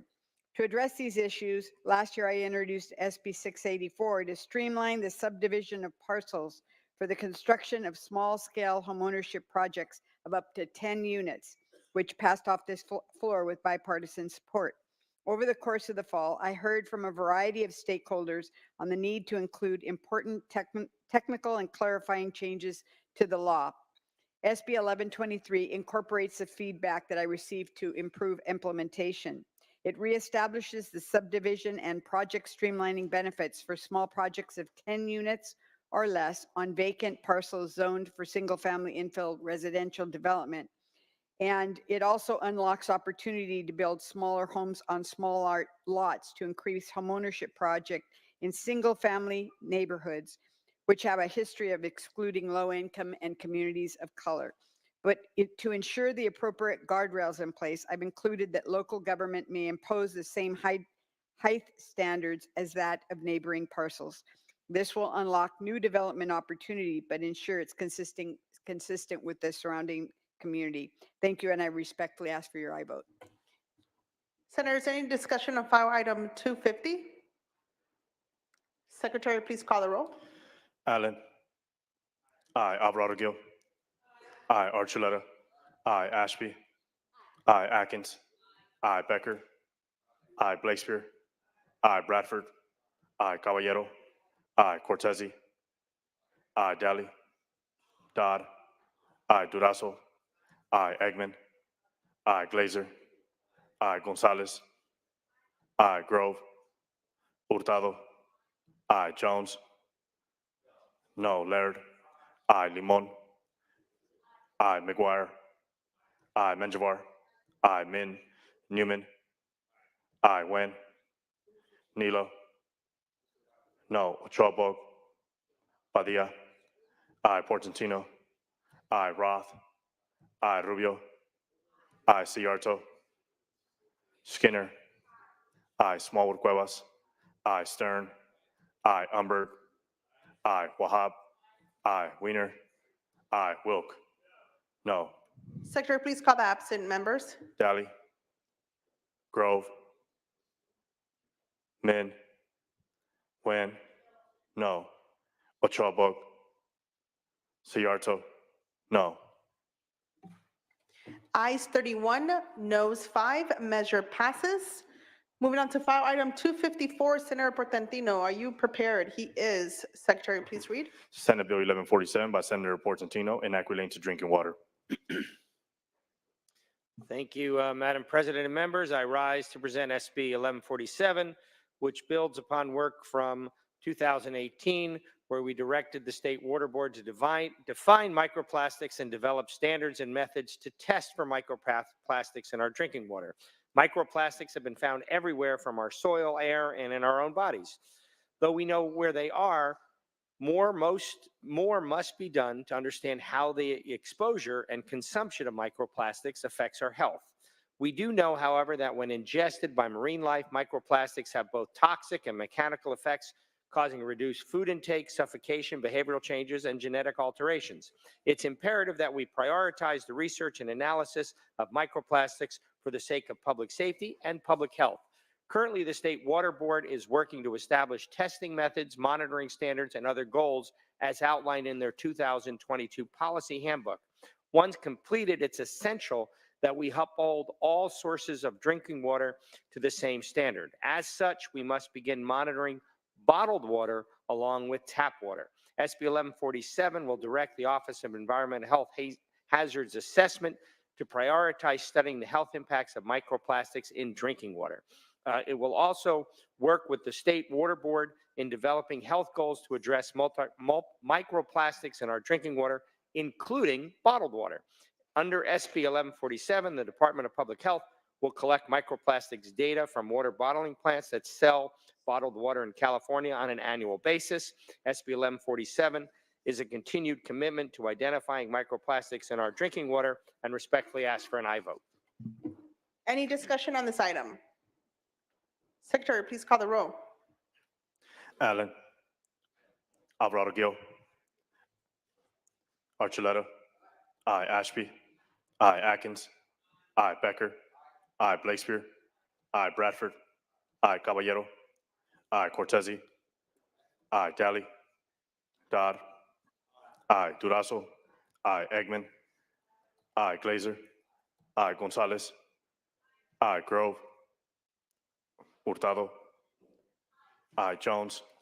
No. Laird. Aye. Limon. Aye. McGuire. Aye. Menjivar. Aye. Min. Newman. Aye. Nguyen. Nilo. No. Ochoa, Padilla. Aye. Portantino. Aye. Roth. Aye. Rubio. Aye. Ciarto. No. Skinner. Aye. Smallwood Cuevas. Aye. Stern. Aye. Umberg. Aye. Wahab. Aye. Weiner. Aye. Wilk. Aye. Please call the absent members. Allen. Aye. Alvarado Gil. Aye. Daly. Grove. Min. Nguyen. Ochoa. Ayes 32, noes 3, measure passes. Senators, this is it. 4 bills left. We got this. All right, last 4, file item 260, 283, 194, and 274. Senator Rubio, are you prepared for file item 260? Senator Rubio. Secretary, please read. Senate Bill 1230 by Senator Rubio, enact relating to tobacco sales. Thank you, Madam President. Ladies and gentlemen of the Senate, I'm proud to present SB 1230, the Stop and Seize Illegal Tobacco Products Act. We all know about the health risks caused by smoking and that millions have died from tobacco use. California has made great progress on lowering smoking rates here in our state. And in recent years, as we saw tobacco companies begin to hook a new generation of kids to flavored tobacco, we took decisive action. as a body, as a state, to ban the self-flavored tobacco products. But these illegal products continue to find their way into California and into our schools. SB 1230 will strengthen enforcement of California's anti-tobacco laws and ensure flavored vapes are kept off the shelves and out of the hands of our children and our youth. This bill is sponsored by a coalition of public health organizations, including the American Lung Association and the Campaign for Tobacco-Free Kids, and it has no opposition on record. Passing this legislation will send a message that California cares very deeply about our youth, and we will not allow the tobacco industry to hook another generation of nicotine addicts. And with that, I respectfully ask for an aye vote. Thank you. Thank you, Senator. Any discussion on file item 260? Secretary, please call the roll. Allen. Aye. Alvarado Gil. Aye. Archuleta. Aye. Ashby. Aye. Atkins. Aye. Becker. Aye. Blakespear. Aye. Bradford. Aye. Caballero. Aye. Cortese. Aye. Daly. No. Dodd. Aye. Durazo. Aye. Eggman. Aye. Glazer. Aye. Gonzalez. Aye. Grove. Hurtado. Aye. Jones. No. Laird. Aye. Limon. Aye. McGuire. Aye. Menjivar. Aye. Min. Newman. Nguyen. Nilo. No. Ochoa. Padilla. Aye. Portantino. Aye. Roth. Aye. Rubio. Aye. Ciarto. No. Skinner. Aye. Smallwood Cuevas. Aye. Stern. Aye. Umberg. Aye. Wahab. Aye. Weiner. Aye. Wilk.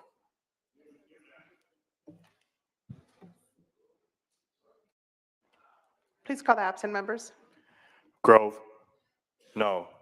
Min. Newman. Aye. Nguyen. Ochoa. Wilk.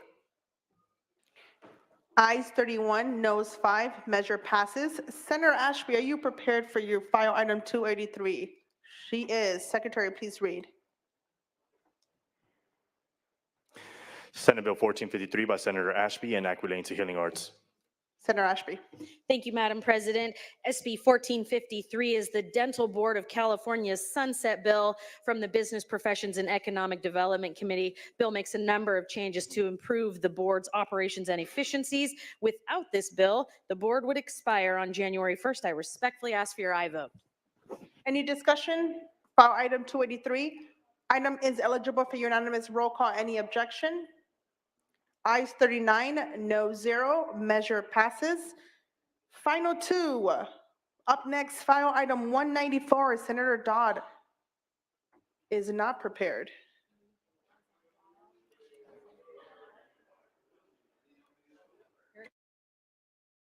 We're going to move on to file item 274. Senator Becker, are you prepared?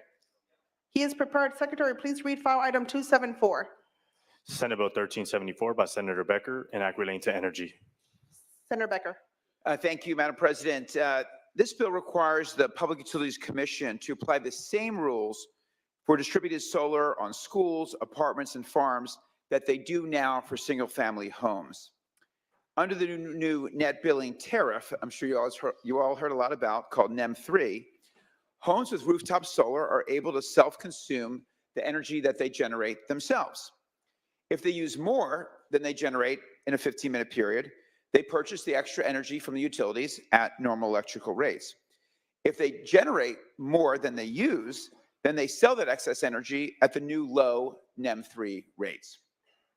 So again, these NEM 3 changes, the two that I mentioned, number one, netting energy use during 15-minute intervals, and two, selling excess energy at a much lower rate. Those were the PUC's solution to concerns about a cost shift that they believed were leading to higher electricity rates. What this bill simply does is requires the PUC to require the same rules and apply the same rules to everyone, including that ability to get credit for self-consuming the energy that you generate by a school, a farm, a nonprofit, a community, a civic center that is generating, number one, from its own solar panels, and two, simultaneously using it on its own property.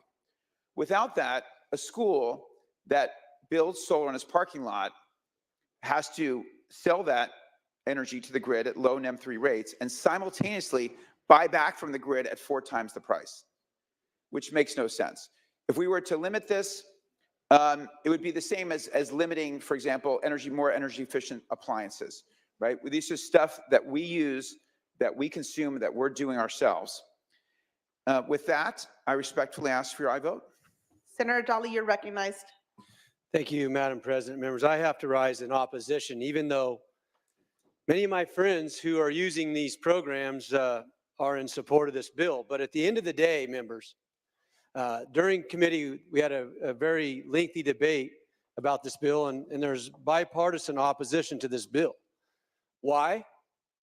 Because this bill is allowing somebody who has a piece of property, let's just take, for example, a farm across the room over there and a farm on this side and maybe miles apart, to be able to use that, both of those pieces of property with solar on them as one unit. Using the grid, by the way, to transport that energy. So why do those folks want to have that opportunity? Because for every bit of solar that we produce in California that gets a break, somebody else is paying for it. And we've heard a lot of our constituents and a lot of legislators who are concerned about people who don't have solar paying for people that have solar. And that's exactly what this bill does. Last year, $6 billion was transferred from people that have solar to people that don't have solar. Actually, more money than what we spent on rates for hardening our system due to wildfire. So if we continue to support bills like this and expect rates to go down for hardworking, low-income people, they're not, because it's quite frankly cost shifting. And so I don't care who supports it or who doesn't, or who's in, there's very few in opposition to this, because the people that are supporting it are getting a break. And who's paying for it? Low-income people who don't get represented here very well, because they don't have a PAC or a lobby to help them. But if you vote against this bill, you'll be helping them, because the cost shift is going to them. So for those reasons, I respectfully ask for a no vote on 1374. Help low-income people in California survive, and the rates will go down if we stop bad legislation like this. Thank you, Senator. No further discussion. Senator Becker, you may close. Thank you. I respect the comments. I do want to clarify a couple things. When we talked about cost shift, there was concerns around the old NEM 1 or NEM 2 rates in a residential that you were able to generate more and sell that back at very high prices. Number one, we took, the PUC acted on that, and rightly or wrongly created much lower rates. But what we are talking about with this bill is non-residential, and they're actually not allowed to shift costs between residential and non-residential. So the only way there could be a cost shift is if energy use was the same or going down. But that's not the case. Energy use in this state is projected to double by 2045. So any school that puts on solar and saves anywhere from $300,000 to $3 million, and by the way, we have a joint op-ed from the Clovis superintendent and the Oakland School District superintendent, the most conservative probably and most liberal districts in the state, wrote a joint op-ed. But any, say, school that does that and saves that money, that's only partially offsetting the increase in energy use from everyone else. So that's why there will not be, we do not believe there'll be a cost shift in this bill, and I respectfully ask for your aye vote. Thank you, Senator. Secretary, please. Senator Skinner for what? No. Secretary, please call the roll. Allen. Aye. Alvarado Gil. Aye. Archuleta. Aye. Ashby. Aye. Atkins. Aye. Becker. Aye. Blakespear. Aye. Bradford. Caballero. Aye. Cortese. Aye. Daly. No. Dodd. Aye. Durazo. Eggman. Glazer. Aye. Gonzalez. Aye. Grove. Aye. Hurtado. Aye. Jones. No. Laird. Limon. Laird. Aye. Limon. Aye. McGuire. Aye. Menjivar. Aye. Min. Newman. Nguyen. No. Nilo. No. Ochoa Bog. No. Padilla. Aye. Portantino. Aye. Roth. Aye. Rubio. Aye. Ciarto. No. Skinner. Aye. Smallwood Cuevas. Aye. Stern. Aye. Umberg. Aye. Wahab. Aye. Weiner. Aye. Wilk. No. Please call the absent members. Bradford. Durazo. Eggman. Min. Newman. Ayes 28, no 7. The measure passes. Senator Dodd wanted to close us out, so he will be our last file item. File item 194. Secretary, please read. Senate Bill 1243 by Senator Dodd, an act relating to the Political Reform Act of 1974. Senator Dodd. Madam President and members, I rise to present SB 1243 to amend the Levine Act for better clarity, compliance, and fairness. The Levine Act limits contributions from individuals who have business before a quasi-judicial body. In 2022, the Levine Act was amended to include local elected officials. Previously, the law only applied to appointed officials. Over the last year, we've heard from numerous elected officials from cities and counties who have struggled to implement the law, and from numerous organizations who have struggled to adhere to the overly complicated requirements. The unintended consequences of changes to the Levine Act have resulted in making transparent direct contributions infeasible. The law essentially freezes out a sector of the community from donating directly to candidates and instead promotes a very undesirable consequence: independent expenditures pouring into campaigns more and more. And it creates the risk of strategic misuse by parties wishing to force a council member or supervisor to recuse themselves. This bill addresses a number of issues that have arisen during implementation. The bill adjusts the contribution limit that has not changed since 1982 from $250 to $1,000, approximating inflation. It adjusts the prohibition period before and after a decision is made from 12 months to 9 months, which is still 3 times longer than what was law 40 years prior to the 2022 change. And it clarifies that increased membership dues for organizations like unions, chambers of commerce, and other associations, for example, that they do not trigger inclusion in the statute when they have no direct financial stake in that development project. It also simplifies compliance by keeping contributions from agents in a party or participant calculated separately. This bill will further the goals of the Political Reform Act by making the requirements for implementation clear and workable, and helping remove conditions that have incentivized dark money pouring into campaigns. I've taken numerous amendments to this bill on the floor, including deleting the exemption for housing developments, clarifying definitions, and prohibiting agents from donating while a project is pending, all of which were proposed by the elections chair. And I'm committed to continuing to work with supporters and opponents alike to identify additional amendments to help address the underlying concerns as much as possible while still solving the problem and creating a fair system. I respectfully ask for your aye vote. Senator Blakespear, you're recognized. Thank you. Colleagues, I rise today to explain the reasons that I will not be supporting SB 1243 today.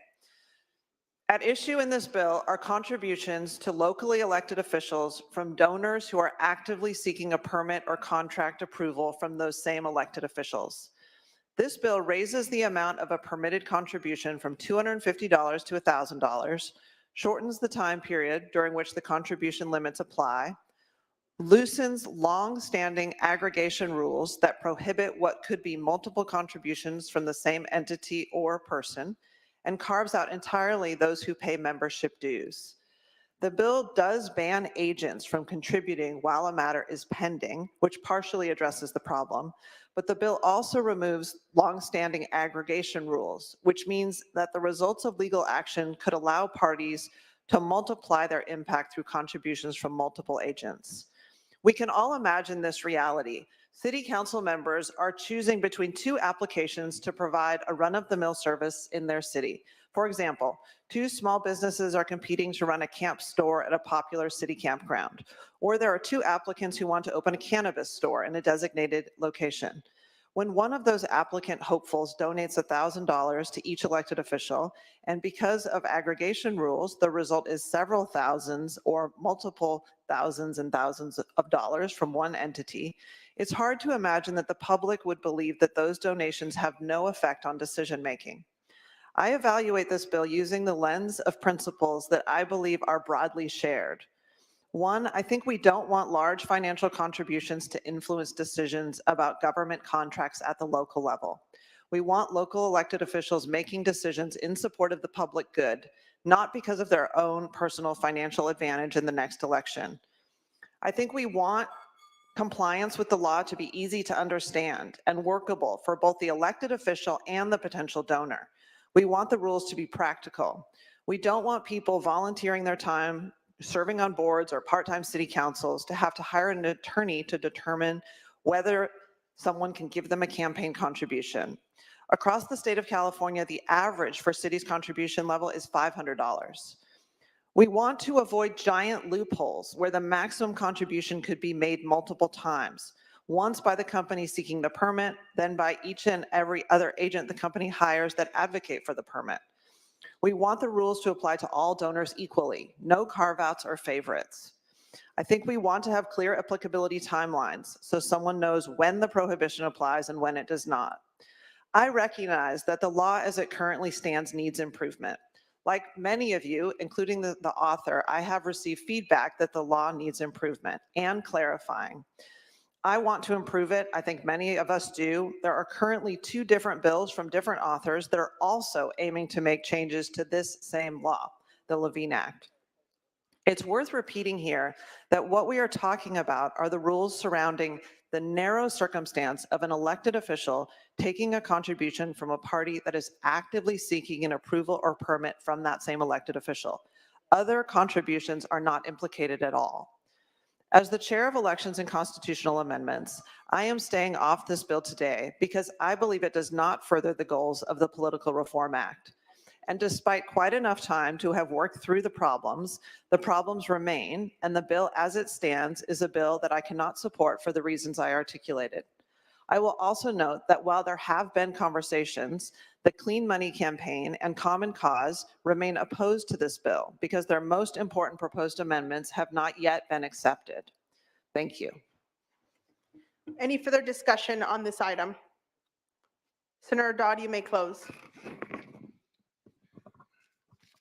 Yes, thank you, Madam President. I just think a couple of points here need to be made.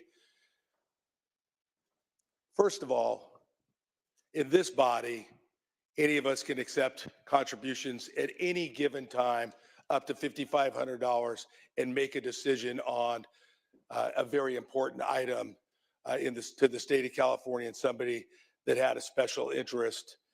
I firmly do not believe that our local elected officials are bought and paid for $250. I don't really think the way the FPPC is run today is even capable of doing this, frankly. And if you are pay to play, that is a subject for a city attorney, a district attorney, and the attorney general, because that is corruption. And we've seen it happen before, and that does work. In terms of the law needing improving, I think it does need some improvement. And already, just in the short period of time that I've run this through the committee, you all saw probably the article in Politico. It's not been that much time, and we've made a lot of progress. I believe that my bill is a great vehicle going forward. And you know me over 9 or 10 years that I'm going to work this bill and get that done. This is not only supported, and I think one other thing on the opposition to any of these things, let's say a housing subdivision, a contractor can only, right now the bill can only give $250 to an elected official. None of his consultants or anybody else, can give anything because of the aggregation, rules. And while a bunch of NIMBYs of 500 homes that are all around this potential subdivision can all give the maximum contribution allowable by law to the opposition, I commit to every member in this room, I will continue working this bill. It will evidently, in no doubt in my mind, change in some way, shape, or form and come back to this body for concurrence. I respectfully ask for your aye vote. Thank you, Senator. Secretary, please call the roll. Allen. Alvarado Gil. Aye. Archuleta. Aye. Ashby. Aye. Atkins. Aye. Becker. Blakespear. No. Bradford. Aye. Caballero. Aye. Cortese. Aye. Daly. Aye. Dodd. Aye. Durazo. Aye. Eggman. Aye. Glazer. Gonzalez. Aye. Grove. Aye. Hurtado. Aye. Jones. Aye. Laird. Limon. McGuire. Aye. Menjivar. Min. Newman. Aye. Nguyen. Aye. Nilo. Aye. Ochoa Bog. Aye. Padilla. Aye. Portantino. Aye. Roth. Aye. Rubio. Sillarto. Aye. Skinner. Aye. Smallwood Cuevas. Stern. Umberg. Aye. Wahab. Weiner. Aye. Wilk. Aye. Please call the absent members. Allen. Becker. Aye. Glazer. No. Laird. Limon. Menjivar. Min. Smallwood Cuevas. Aye. Stern. Wahab. Ayes 30, noes 2, measure passes. That is all on our second and third reading.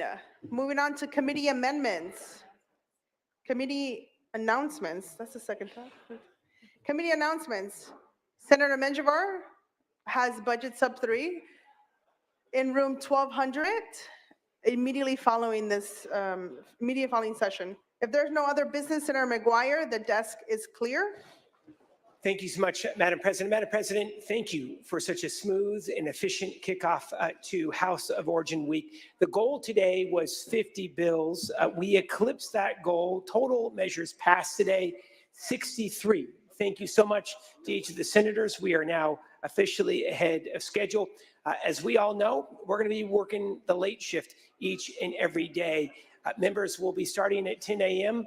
Tuesday, Wednesday, Thursday, and then going late into the evening each of those nights. Thank you for your hard work. The next floor session is scheduled for Tuesday, May 21st at 10 a.m. The Senate is adjourned. We will reconvene Tuesday, May 21st, 2024 at 10 a.m.